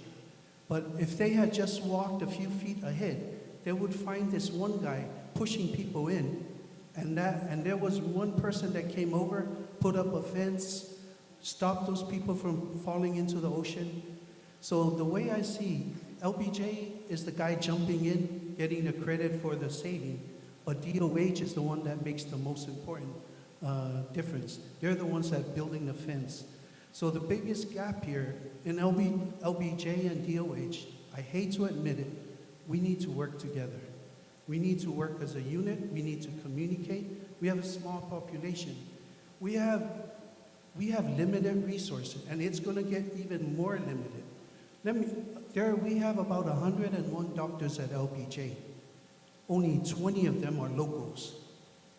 That tells you, if something happens and all the non-locals leave, like all the funding dries up, we only have 20, and off that 20, 12 of them are dentists. There is no internal medicine Samoan doctor right now. There's only one for surgery. When I heard about the cuts, I was sweating, because in my mind, we need more doctors, we need locals to come and help our people. Right now, we only have 6 that are in FNU, that's the Fiji National University. One of them is a dentist, so a total of 7. OMU, that's the Oceania Medical University. There's only 2 that are still in their final year right now. 3 have graduated, they're doing their residency in the States. But even if we were to get all of them, it's not enough to meet the need. That's for doctors. Let's look at nurses. They've projected the going rate is 1 in 5 to be safe, and that's from California. And yet, we only have like 30 local nurses. So we're relying on all these non-local people. So I'm glad we have this summit. I'm glad that we need to work as a group. And I thank you guys for calling this. But it's a problem that we need to deal with. Sorry, I think I overdid my time. It's okay. Thank you, Dr. Sunia. I just want to know, who's the guy pushing everyone in? Represent. In your story. Oh. No, I didn't. Okay, maybe we shouldn't talk about who that is. No, I'm not saying anything about DOH. Okay, Dr. Noni. Yeah. We'll turn the floor over to Dr. Noni. No, I think Annie was pushing them in. And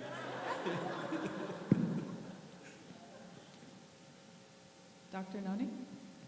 Yeah, thank you, Dr. Sunia. I do agree that we need more collaboration because we're the only 2 main providers here. As to who's pushing who in, that's a good question. I think we're all pushing ourselves into that river. What we want to do in the huge gap with CHC, I think, is in public health. We don't do enough for the community in terms of outreach, in terms of education. We're providing services at the clinics, one, for the simple reason that we don't have enough people. And then secondary to that, hopefully, yes, we're going to get more local doctors. We're encouraging high school students to come around for attachment. I'm giving them talks on how you can do best to enter the Fiji National University or the Fiji School of Medicine, like Dr. Annie Forwai is a proud alumni of. But yes, so more doctors for us to focus on the basics at the clinic level. Once you're focused at the clinic level, the public health outreaches tend to be neglected. So we're trying to build a specific team for outreach. Apart from building a specific team for outreach, most of us, as mentioned, are not locals. So we have to come up with culturally appropriate programs. It's not enough that we go out and do screening. We have to actually build a program that's sustainable, that follows up the individual until they make the behavior change, that is sustainable, that will make sure we get our numbers down, so we get more healthy as a population. We need to go back to the basics, and the basics is nutrition, it's movement, it's stress management, it's emotional and childhood traumas and triggers. So that's a holistic approach to how we can do this better, so that when Medicaid is affected at the federal level, we won't be running around like headless chickens because we've got the basics right. So, and I do agree with Dr. Sunia. Big part of that blame, I don't like to call it blame, but right now that's the best word we can use, is on DOH and how we can best structure our systems to not only have more staffing, but also have more finance apart from Medicaid to be able to go out into the community and reach the people where they are to make the behavior modification that is necessary to be healthy. Thank you. Thank you for that, Dr. Noni. There was a lot that you said there. I'm glad this is recorded live so that we can develop a strategy around a lot of the things that you shared. I would like to ask Dr. Annie if she could weigh in on this question. Testing. Thank you, Director. I'd like to thank you to my colleagues here, LBJ and DOH. Just to add on to what they have stated, our goal here is to improve our healthcare system here in American Samoa. I'm telling you that the patients that we send off island, medevac, non-emergency cases, they're all NCDs related. It's either they're diabetic, hypertensive, kidney failures, obesity, etc. But they're all NCDs. So why am I saying that? We need to work together. Everybody should do their own part by, eating health. I know it's hard. Eating healthy and cutting sodas, candies, and whatnot. And also, DOH needs to step up. Right? Because they have a lot of outreach programs. Now I retired and looking into the management of DOH and LBJ. It's like all these federal programs, but they do their own thing. There's no connection.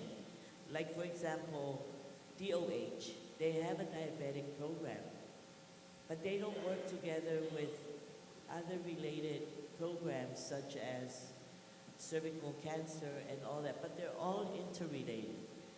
But they need to come together at the table to help our people.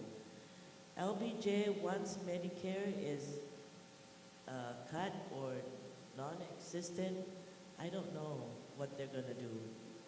But again, it's all working together and collaborations to improve our healthcare system. One of the things that we're pushing New Zealand to do for us is provide training for our staff. Either they fly down, train our staff, assess our facilities, assess the need, and then we'll be able to provide the service that they are providing off island. But that's our goal and aim, is for us to improve our own healthcare facility instead of depending with our off island. Not only New Zealand, but we can also do it with the United States. Our colleagues, they can come down and evaluate and assess our facility. We keep saying the number one disease that we have is cardiac. I'm not very sure if we have data for that because we still don't have a cardiologist. Cannot stress enough what Matilda was saying. Documentation and data are very important for us to change our state plan and provide those services. So it's a collaboration effort for all of us, not only our healthcare providers, healthcare facilities, but the public. Thank you.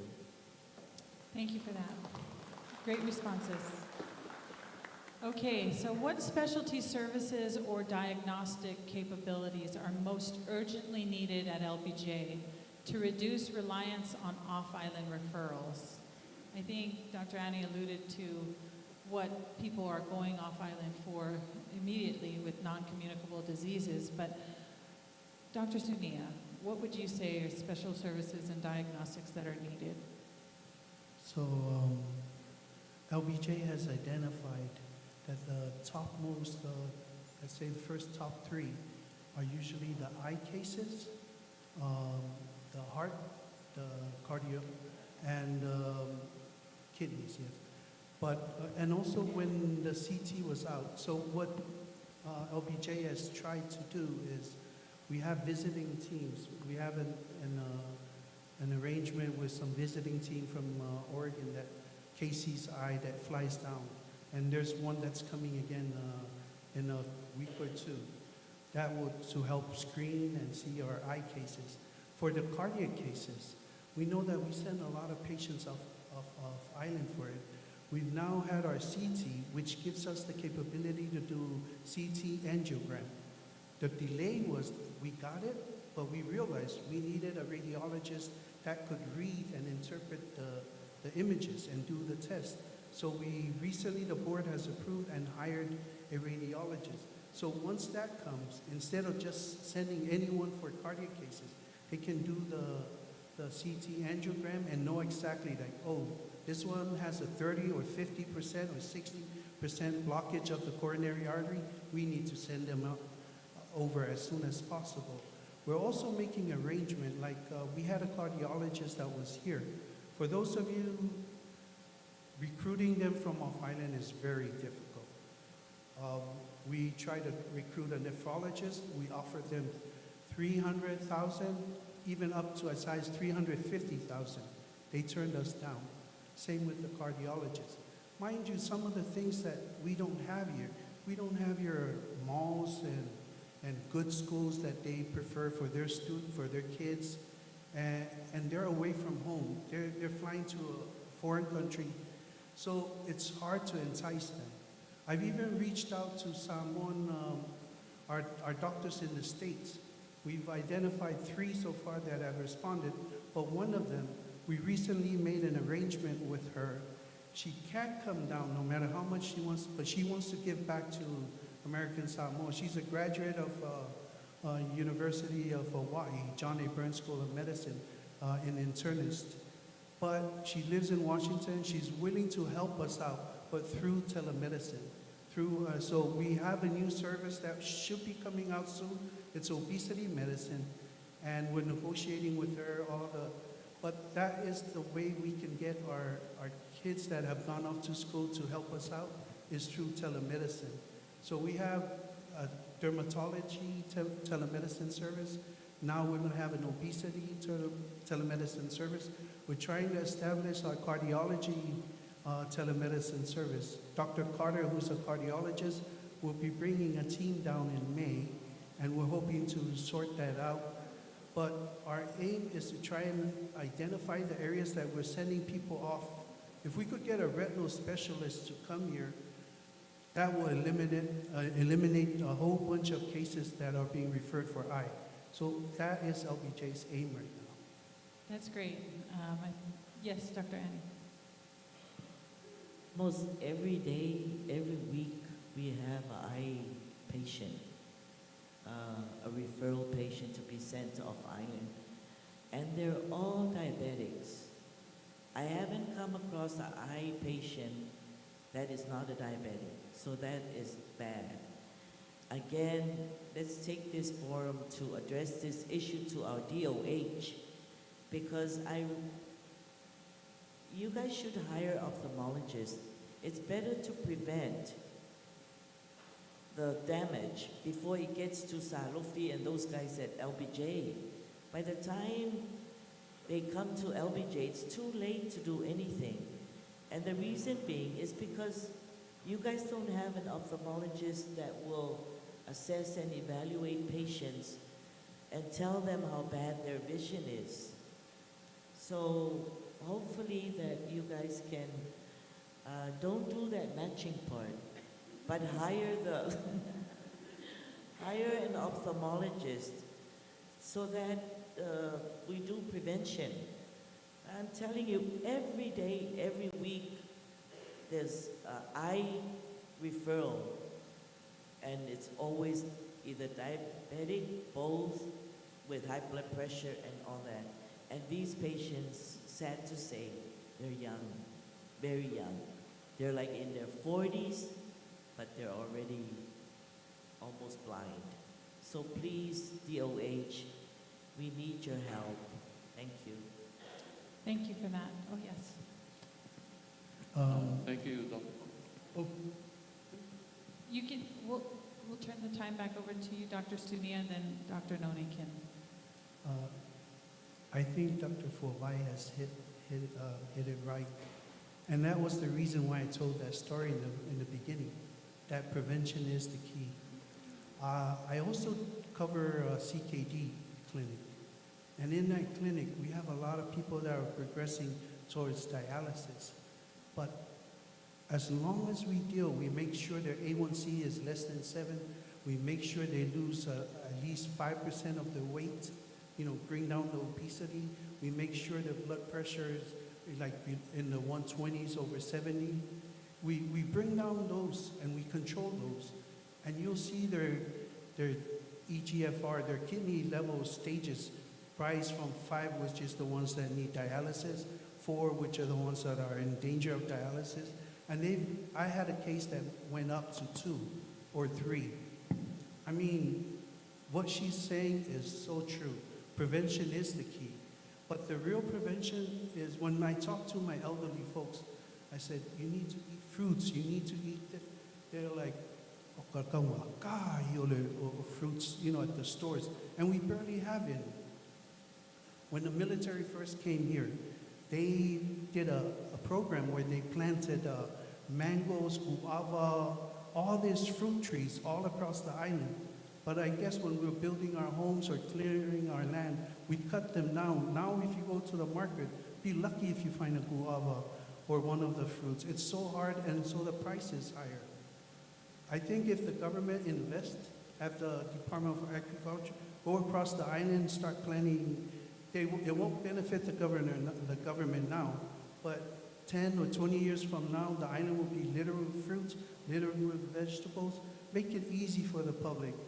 I grew up when the churches had competition with each other. So everyone, the favelas and were running around making sure all church members ran the track, so everyone was fit.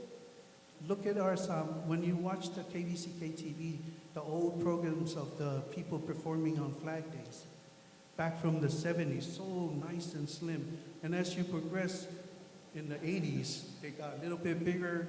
Now when you see, we're all like Maui in the Moana movie. And people think that that's how Samoans look, but I'm like, nope, Go look back in the photos. Everyone was slim back then. So I think the real truth is we gotta work prevention. Thank you. Dr. Noni, you wanted to defend your argument. All right, I feel like I'm being attacked right now, but anyway, I do agree with Dr. Purhai. We do need those specialty services at DOH. Now that she has mentioned it, I am thankful that Medicaid is going to provide more funding for us to hire those specialists. But we have been looking at that. One of the things that we as clinicians should be more able to do in order to identify the services that we need is to get data, robust data that will make us have more, data-driven decisions. So we identified already that we do need that kind of service, ophthalmology. We do need dermatology services. There's not a dermatologist on island. I think we signed, was that dermatology online service, telemedicine service that we signed? But I'm not aware where it is right now. The other biggest gap that we have is imaging services. We're thankful that LBJ, I think we met last week, they're going to donate ultrasounds to us. We have a Helmsley grant as well that will provide portable x-rays for all the health centers, including the Manukas. So we're making headway, we're making progress, and hopefully now that we have a physician as the director who understands the needs, who has wide experience in the field, he is pushing us to get all of these services, specialities, and whatnot. By the way, prayers for the former medical director is currently admitted in Portland, Oregon right now. She would have been here if Dr. Fuman was not, Dr. Elizabeth Lavau. And I'd like to make special mention of our acting medical director, Dr. Erica Sipil, who's seated right there. These are the locals that we need to support our programs to move it forward. Thank you. Thank you for that. It's great that we've identified the most serious reasons why people are going off island. And that comes with data, right? And we've learned ophthalmology, cardio, and what was the third? Sorry? Kidney, right? ESRD. And we don't have any of those specialists on island. Okay, so there is a disconnect. We're here to connect the dots, and we're here to provide support to each of us.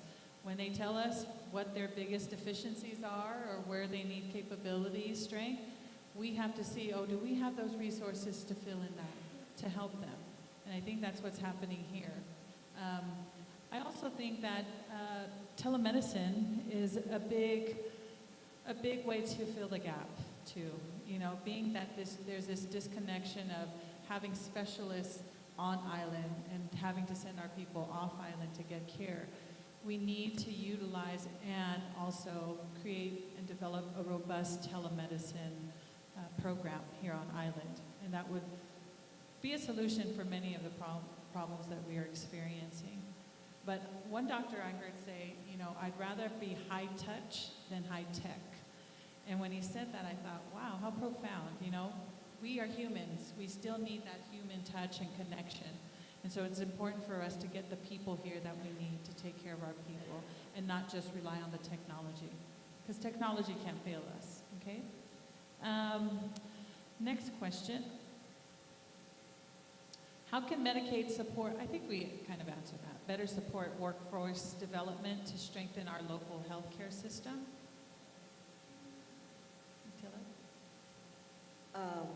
So how can we help? Essentially, I guess what it is and what it alludes to is this, we help on the money side. So when LBJ and DOH tells us, hey, we're now covering ophthalmology services or dermatology services, it's our job to make sure it's in the Medicaid state plan, so we're able to fund those services. So a lot of it is going to be the money side for us. And in terms of workforce development, I guess if LBJ and DOH, it's just better in communication and data that we need. If they tell us this is our priorities, what can you do? It'll help us better to do like our job, to maybe work with CMS saying, hey, we have a good waiver. Can we waive this in order for this to happen? So it's just a matter of we need all very good data from LBJ and DOH to make a lot of those decisions. And I'd like to allow Director Tafa to weigh in on this, because, you know, she's working on the educational campus, you know, of American Samoa Community College. And developing a workforce, you know, it starts with education. And actually, you know, providing opportunities for our children and young people to pursue certain careers that will help build our economy, you know. Our island, we definitely need, wherever there is an issue or problem, there's an opportunity for solution, and to monetize that solution, and creating career pathways is important. So, Director Tafa. So as I mentioned, I come from the community side in trying to navigate the 1915 C waiver, the home community-based services. There are a lot of missing health policies that we need to have in place as well, which is caregivers. Are they licensed? Do we need to get them licensed? Where are they in the regulations? And if we were to open up an adult day health service, what are the criteria for those in an adult day health in the community? What are the licensing requirements? So as we're in the presentation that I did yesterday, I showed the roadmap. And along the way through this road that we're walking, we also realize that not only is it missing language, we're missing key pieces such as now we did all this, and now how much do they get paid? Who's going to handle all the Social Security deduction? Who's going to be that agent that will bill us to pay the agency?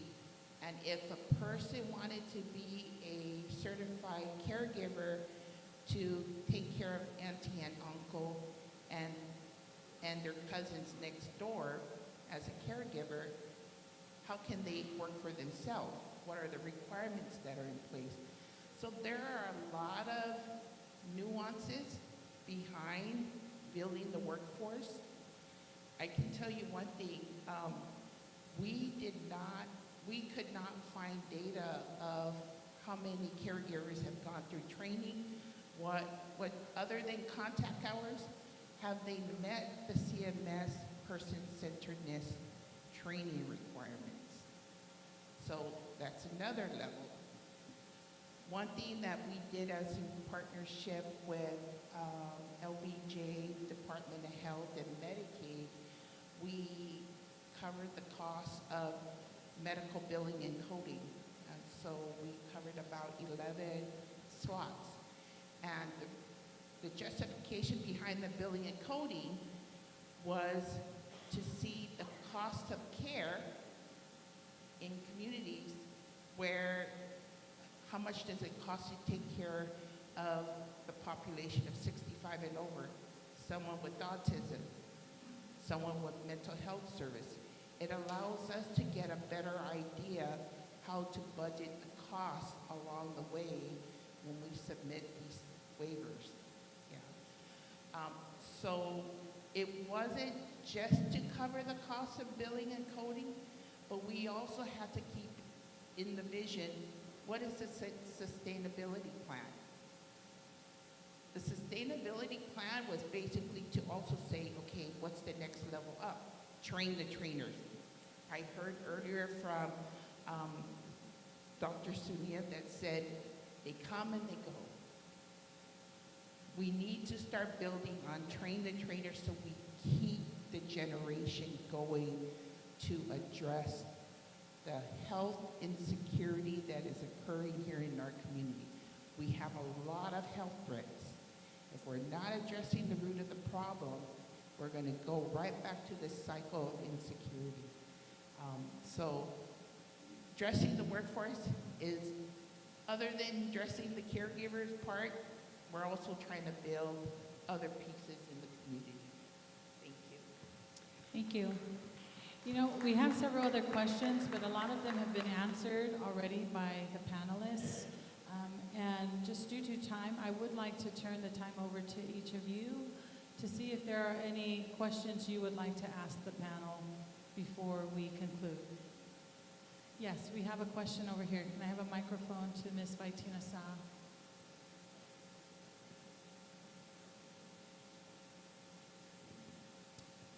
First of all, I want to say thank you for that wonderful discussion.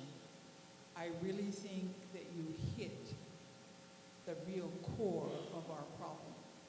Medicaid, Medicare, our attempt to resolve it. So I'd like to just share, I don't have a question, maybe at the end.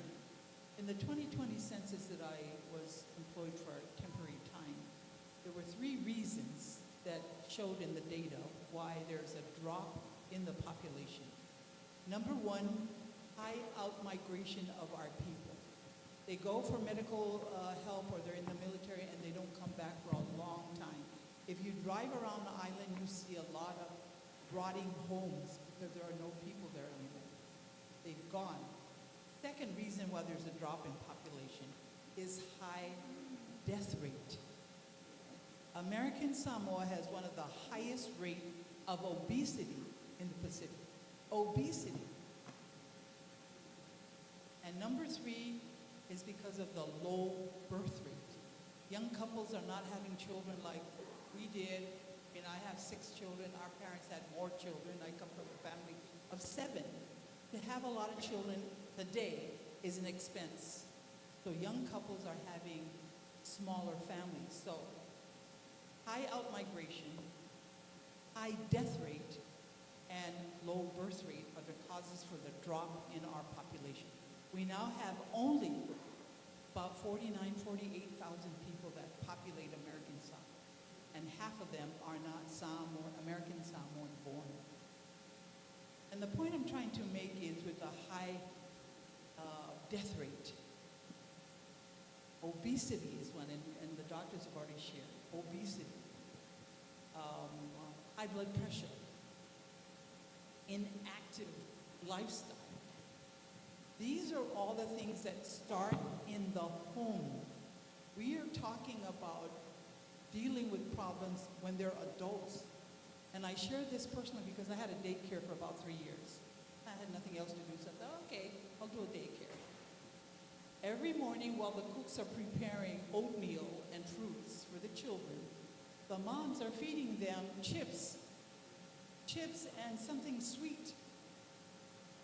That's the beginning of a habit that gets into the high obesity, going into dialysis. It starts from the family. We have not talked about the family. We're generally talking about institution and organization to talk about the effects rather than to talk about the causes of these effects. And it starts in the home. It starts in the village and our community. If more people are obese, the reason why is because we've changed our lifestyle. We lease out our lands to the Asian to grow food. Then we go to the street markets and we Samoans buy the stuff in the street markets. It's ridiculous, but it's true. It is true. I really believe education is the core to our problem, and Medicaid and Medicare is the last resort. We need to focus on health education in the schools, in the hospital, wherever. We've got to be reminded. Otherwise, we're actually letting our population die from bad habits, and it starts in the family. When I was a kid, I was born here, and we left when I was about 5, but I remember our village. The Pulenu would come check every family to make sure that their land is clean from trash, and that they had a fako'anga. They have to grow a certain number of bananas, and that's what you like. I also remember as a child, I went to help my grandmother fish right behind our yard.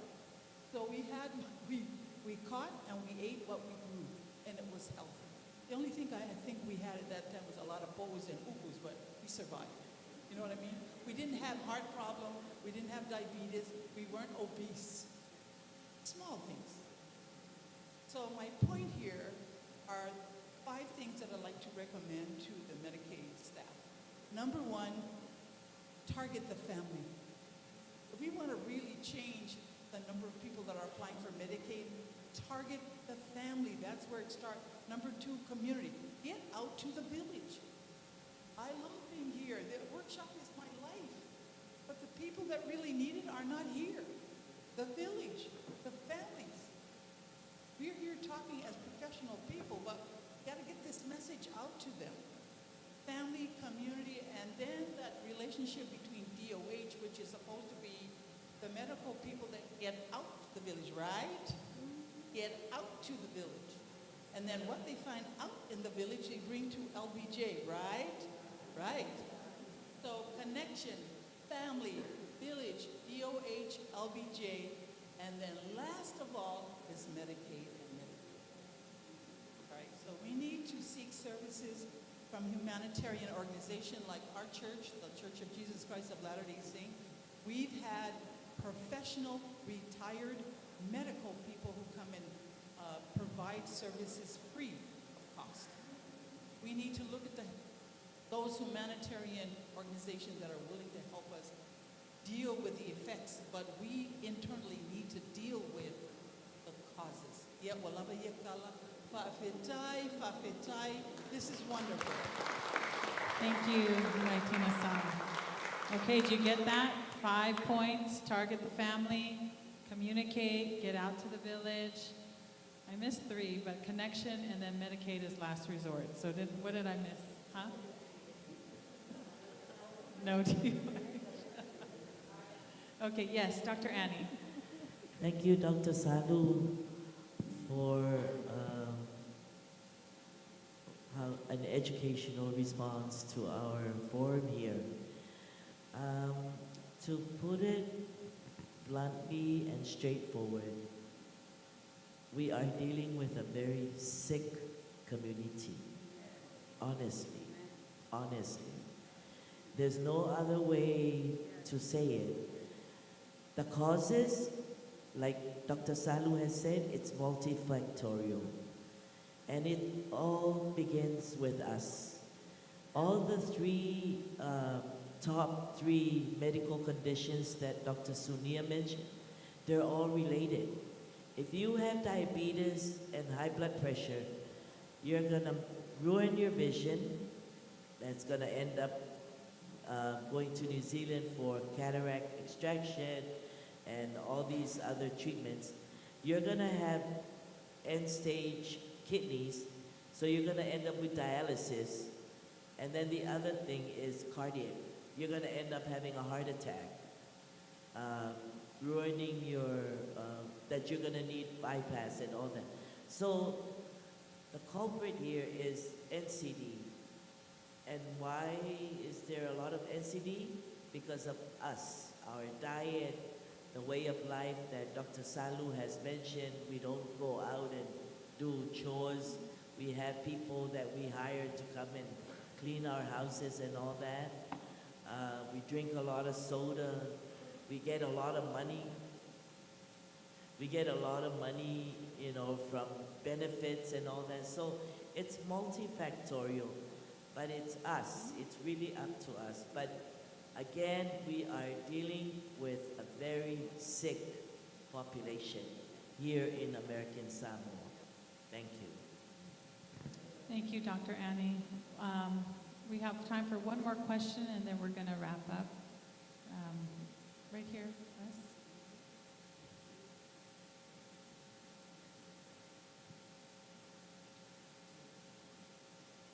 Testing. Thank you for the opportunity from Taylor Mulavano. I'm Dr. Salu Hunkin and Dr. Annie. Question.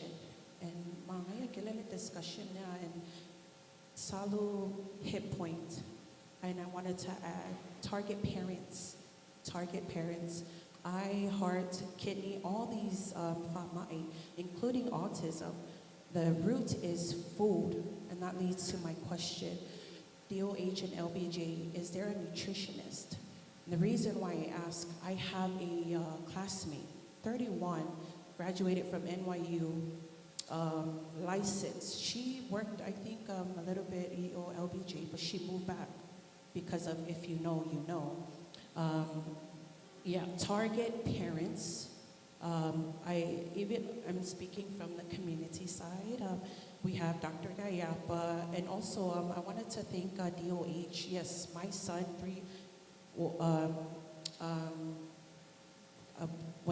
participated in Helping Hands, which I'm grateful for, all the services, but we're missing, again, you touch point on that. If you want to go deep, roots, food, and more, I feel like there's, DOE should be on that panel because they are the key roots into all of this. Yes, medical and all the providers over here, but we need to go back into the roots of it, and that is also, I'm speaking also from being a daycare provider. I see a lot of signs, and I don't want to be that provider / parent that I see the tiptoeing and all these symptoms of autism. We need to go back to, more awareness, more summits. Thank you, Benicade. Also going back to, more summits, can we have more from DOH too?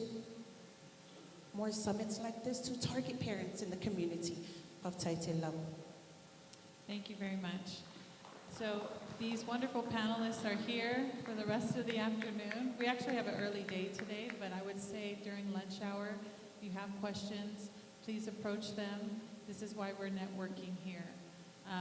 And just quickly, I wanted to give each of the panelists just 1 minute for closing remarks. Or, strengthening healthcare access and outcomes in American Samoa is a broad topic, but I just wanted them to have some time to just provide some closing remarks. So I'm going to give everybody 1 minute to share. So we will start with Director Tafa. I just want to say thank you so much for the opportunity to be a part of the agenda for 2 days now. I always come, my whole entire professional career, I come from a disability community lens, and I'm a very strong advocate when it comes to disability and aging. I just want to say to all our partners out there, when you're invited to the table, please come, just come. Because when you're not at the table and you're not listening to the stories being shared, that tells me that we're also on the menu, right? So I think it's important that we stay connected, strengthen our relationship, be a part of the conversation, and thank you so much for the invitation once again. Thank you so much. Dr. Sunia. Okay. Well, first of all, thank you for this opportunity to sit before you guys and share our thoughts on how to improve strategy. But I want to especially thank Medicaid for helping our patients that we send to you.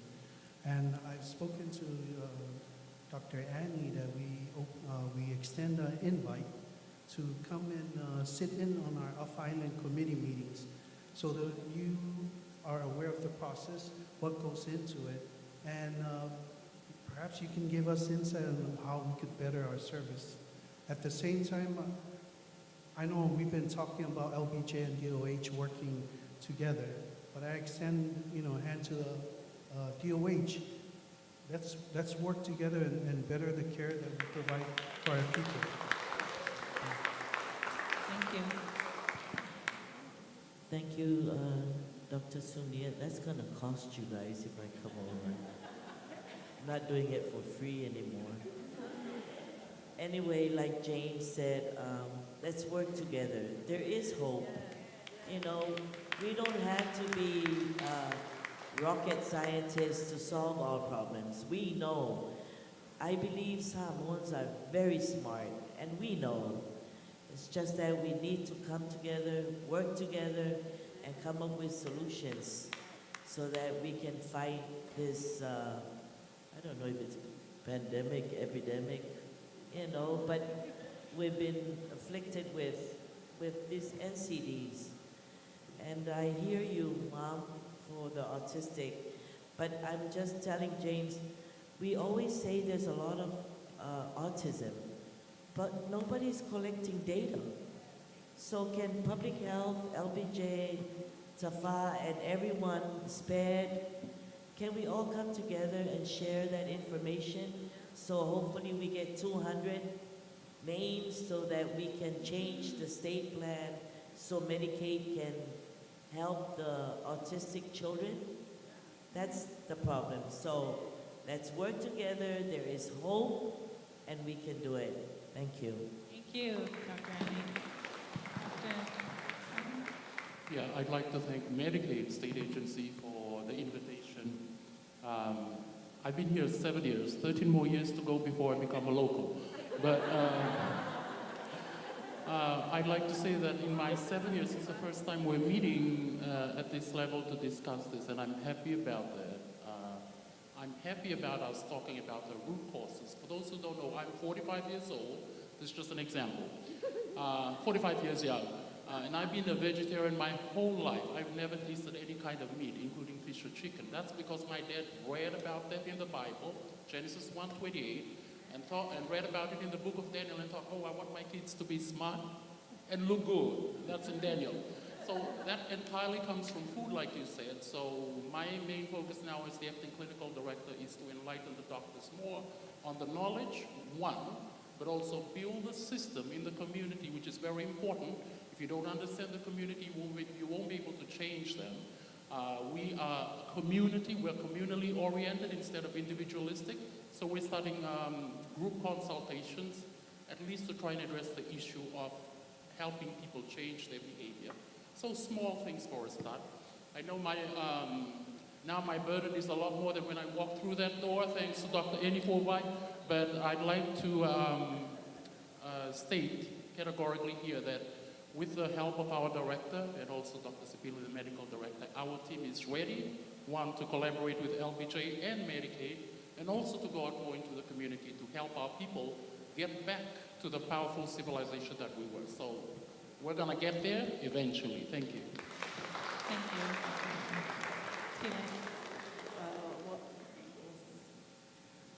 Thank you very much for giving me the opportunity to also represent Medicaid on this panel. I just want to touch on what Dr. Salu said. Yes, we do need to do more outreach in the villages. I totally agree 1,000%. And we can also do our outreach even in the clinical setting, in the clinics.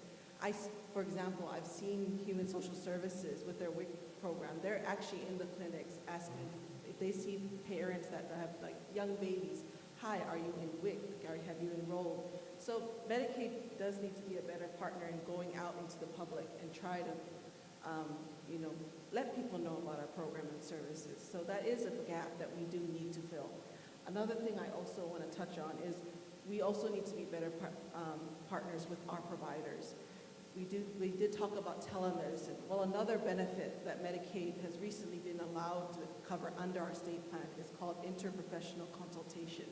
So that allows doctor-to-doctor consults. So when a doctor, LBJ doctor or DOH doctor is unsure of a certain, like maybe I need a second pair of eyes to look at this medical record, they're able to do this without worrying about having to eat that cost. Because traditionally it's usually the facilities that have to pay these services, not the insurance company.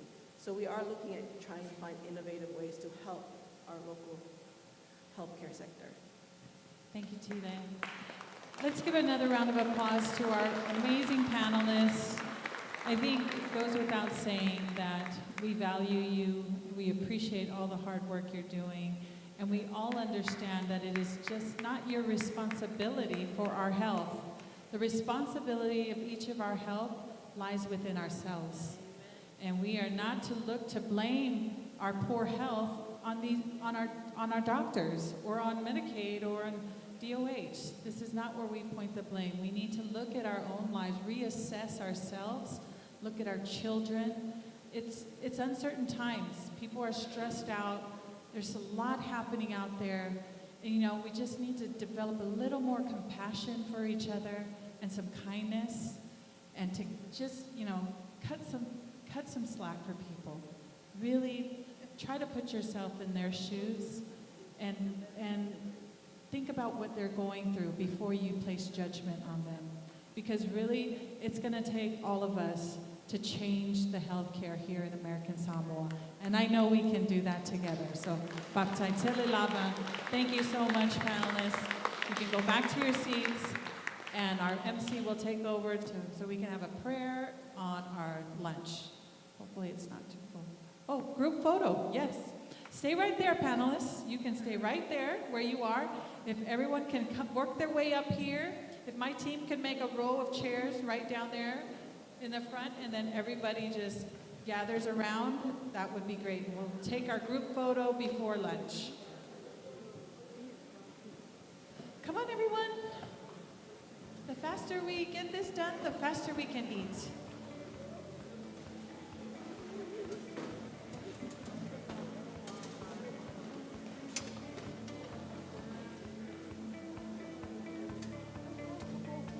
We want everyone here. If you need help getting to the stage, just raise your hand and someone will push you along.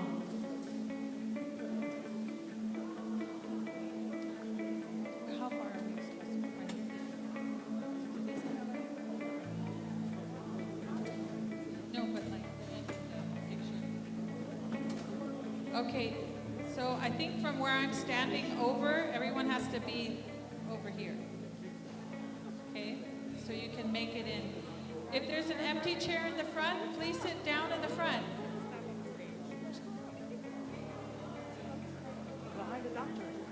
If there's an empty seat in the front, please sit down.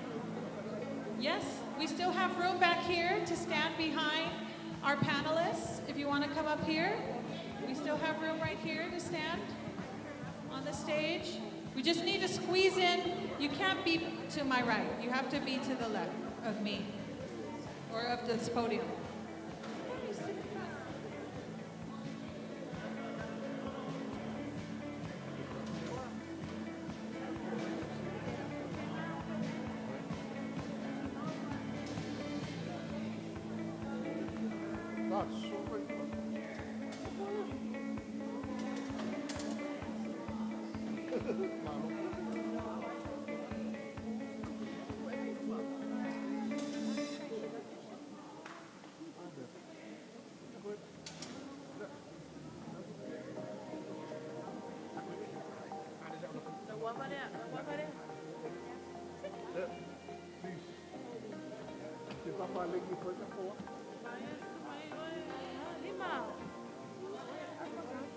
Yeah, you guys can squeeze in some more. We can sit on the floor. Yeah, so this is the cutoff. Here. Squeeze in. We're in the cutoff. Right here. Cutoff, yeah. Can you get us all on stage? We still have room right here. Are we good? On this side? We can sit, yeah. Are we good here? Okay. We're good on the right.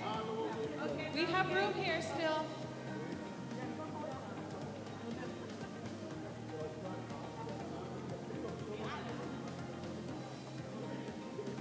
Everyone ready? Look up onto the second level, please. Mr. Whitcomb?